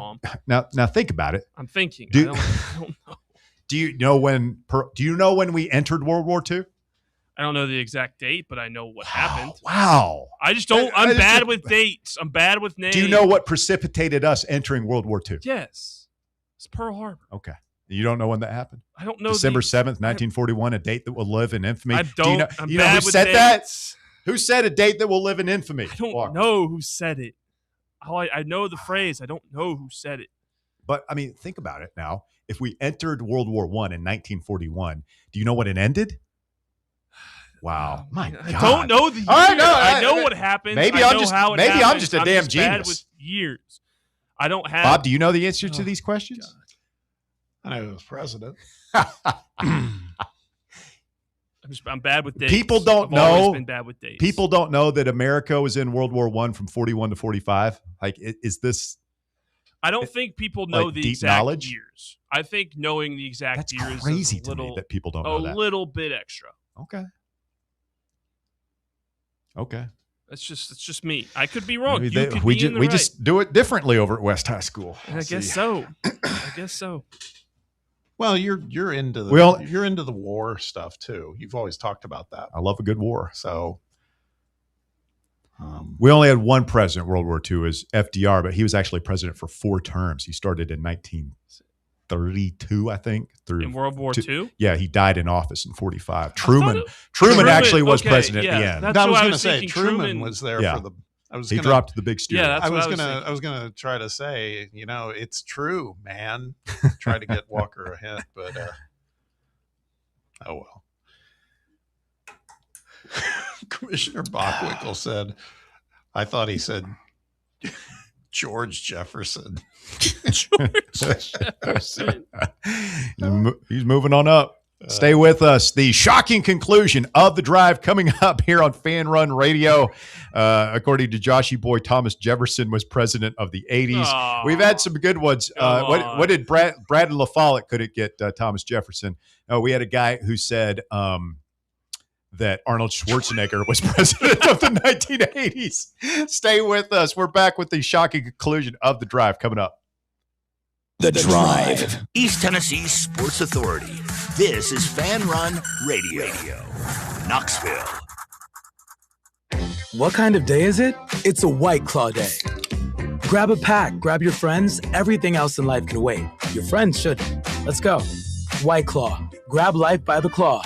Please drink responsibly. Hard seltzer with flavors. White Claw Seltzer Works, Chicago, Illinois. Citizens National Bank. Are you getting penalized because you can't make it to your bank on time? No need for unnecessary roughness. It's time for a new game plan. Easily manage your accounts with Citizens National Bank's mobile banking app. Check your balance, deposit a check, and pay a bill all from your phone with CNB's mobile banking. Citizens National Bank. Banking never felt so good. Member FDIC. Hi, I'm Jessica Lodgen, one of the hygienists here at Knoxville Smiles. If your children are having sleep or behavioral issues, we have things we can do in modern dentistry that can help not just with their dental health, but also their overall health. Early intervention is the key for younger patients and can avoid costly procedures later in life. If you'd like to learn more, give us a call here at the office and schedule an appointment. 865-539-1776. Or just book online at knoxvillesmiles.com. Smile brighter with Knoxville Smiles. Is your crawl space damp, musty, or showing signs of mold? Call S&D Crawl Space and Insulation. From crawl space encapsulation and mold remediation to waterproofing, insulation, and dehumidifiers, S&D helps protect your home from moisture and poor air quality. Serving Knoxville and surrounding areas, call 865-602-0590. That's 865-602-0590. S&D Crawl Space and Insulation, protecting your home from the ground up. Is your yard starting to look more wild than welcoming? Yeah, don't let your landscape be that house on the block. At ECR Total Landscapes, we make sure your outdoor space is something you're proud of. From de-weeding flower beds to leaf blowing, trimming, mulching, and more, completely customizable to your property's specific needs. We'll handle it all. Why spend your weekends sweating it out in the yard when you can just sit back and enjoy it? That's the ECR difference. And right now, new customers can get 10% off your first month of our monthly maintenance package when you sign up for a full calendar year. That's right. Consistent, reliable service at a price that makes it easy to get started. No sweat, no hassle, just a better looking lawn week after week. Call ECR Total Landscapes today and mention promo code FANRUN to save 10% on your first month. Call 865-384-2012 or visit us online at ecrtotallandscapes.com.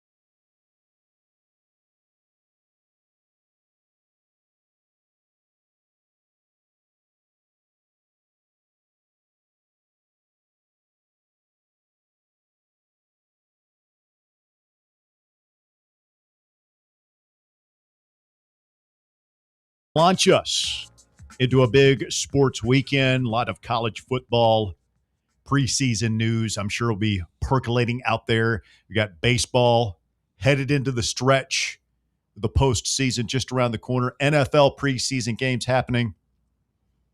WNBA. Very exciting time. Very exciting time of year.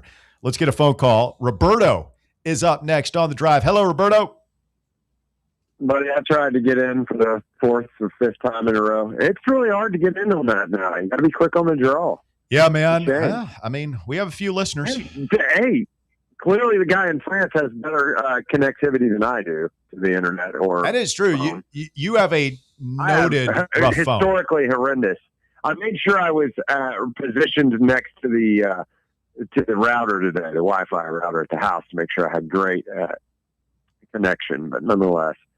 Good for him. Was it Charlie? Was it Charlie? Was that his name over in France? Kicked in the Vols. Good for him. Yeah. Kicked in the Vols. Chucky Also France. an elite handle, by the way. Kicked in the Vols is an elite handle because God knows he's been around a while if that's his handle. We've been kicked in the balls a lot around here. Yes. Good for him. Hey, I'm just glad that all the guys have made it are over 10. That was, for people who don't know, Dwight D. Eisenhower was the general of the United States Army. I believe it was called the General of Generals, essentially, the United States Army in World War II. Like, he got to be president because he was such a great general, just for whatever that's worth. Eisenhower was a general. You think we'll ever have a military hero president again? We'd have to get into a conflict. I mean, you got to have a proper war first, Russ. I don't know if that's. Hope not. I mean, to have a military hero, name one. Can you name a general right now? Not right now, no. Remember, Colin Powell was in politics for a while there. That guy Wesley Clark ran a couple of years ago. Was he a general, though? I think so. I mean, he's pretty high up. Yeah, it's General Wesley Clark, I believe. Okay. I couldn't remember that. But, I'll dedicate to my memory to maybe Admiral. Maybe we should go for a naval guy for once. Who knows? So, guys, today's been kind of a crap day as a Tennessee fan. Not great. This Farouk stuff has me down, dude, and I'm not even playing at all. Like, that's not a made-up thing for radio. Yeah, I remember when the Harmon news hit last week, and it sucks for him. All these injuries are terrible. Yeah, right. But I remember saying at the time, it's like, if this is the worst injury we have during camp, that'll be okay. Yeah, you tempted the rat high above the thing. It turns out it isn't. So I won't say anything this time, but man. Yeah, and the really crappy part is, and I said this earlier, I jumped on this earlier, the really crappy part, guys, is that, he's a self-made man. He was I won't say he was a nobody out of high school, but he certainly wasn't a somebody. You know what I mean? Was he a 3-star out of high school, and we beat out Southern Miss and somebody else for him or something like that. You can look up his recruitment. I don't remember, but I just remember he almost felt like an also-ran in that class. It turns out he's probably the best defensive back at the school right now. Mm-hmm. He's from that St. Francis Academy in Baltimore, and I want to say that there was another guy that came in with another DB that came in with him from that school. Yes, that's what. Yes, I mean he's not there anymore. I can't remember who it was. I don't think he's there anymore. But I just hate it for him, man. Like it's just a gutting development for him. And if you're a real fan of Tennessee and you watch that kid, he's got a cool name, by the way. And by the way, you dropped a wrestling reference earlier. That was awesome, Russ. Nation of Domination. There it is. I'm men of a certain age. I just hate it. And, then you were asking about the QB thing. Can I just voice that if it's even, I want Faison. I want Faison. Does anybody argue with that logic at all? If it's even, you go with Faison. Yeah, if it's dead even. If it's dead even, I think you play both. Okay. I mean, I guess you've got to have a named starter. In my opinion, by that Georgia Tech game, you have to have a named starter, Russ. You have to.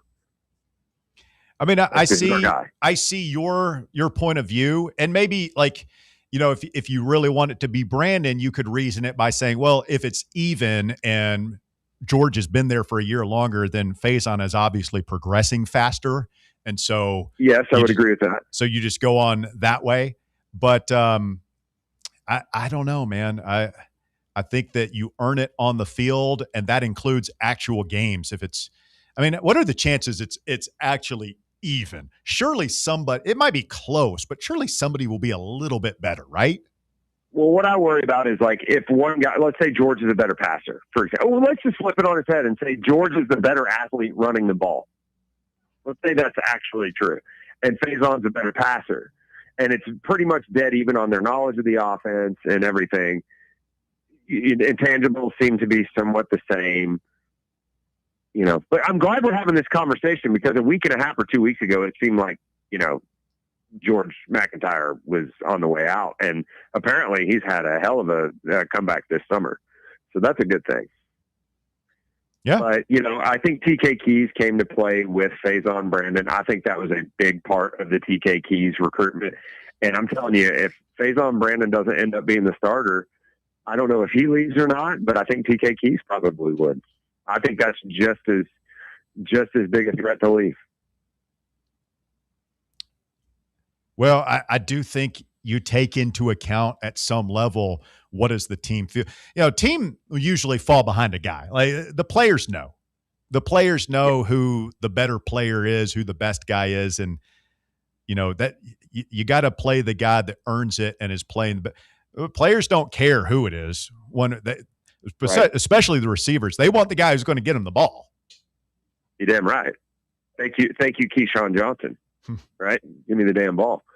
But I'll leave you with this, guys. I didn't get in. I like that we're having a little bit of controversy coming into the fall at quarterback because it didn't seem like we were going to just maybe a couple weeks ago, and that's a good thing. That means that George McIntyre's come back and been a lot better because I've not heard that Faison Brandon's any worse. It's just that George McIntyre's come back and looked really good. It's a great problem to have for us.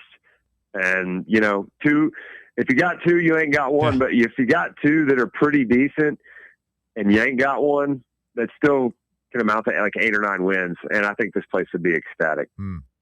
Thank you, Roberto. Appreciate the phone call. You don't know about the Nation of Domination, do you, Bob? Great wrestling stable from the late 90s. The guy, the leader was Farouk, and they had like all this Nation of Islam, like Black Panther imagery. Remember Mark Henry, Sexual Chocolate? Yeah. He was in the Nation. D'Lo Brown, the Godfather, who we talked about earlier with the Ho Train. He was in the Nation.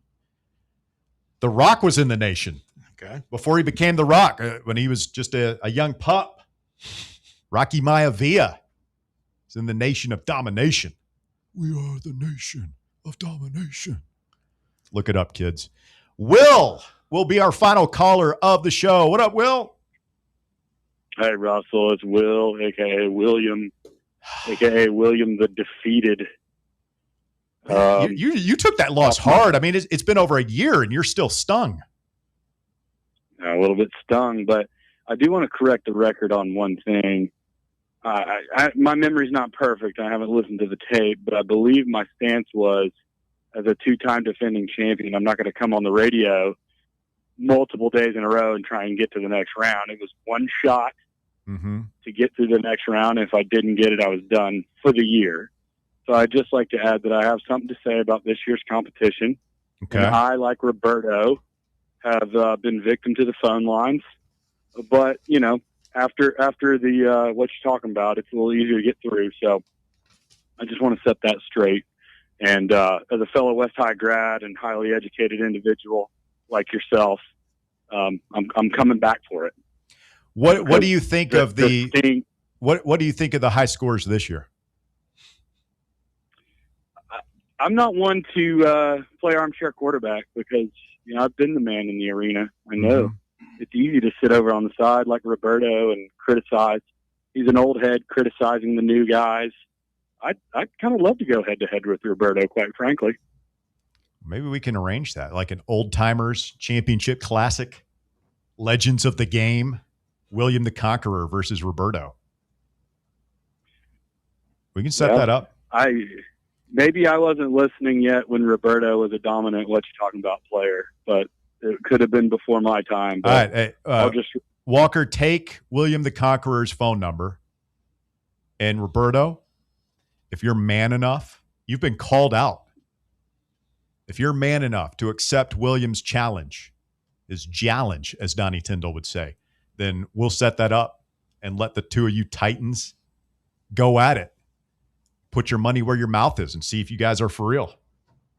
Kind of like that. William the Conqueror coming out of retirement. He said he never actually retired, but says that he wants a piece of Roberto to show him what it's like, to quote Danzig. How about that? Ending the week on a high note with fireworks here this afternoon on The Drive. Hey, stay with us. We got Fox Sports National programming headed your way next. We'll be back Monday, 3 to 6, right here on Fan Run Radio.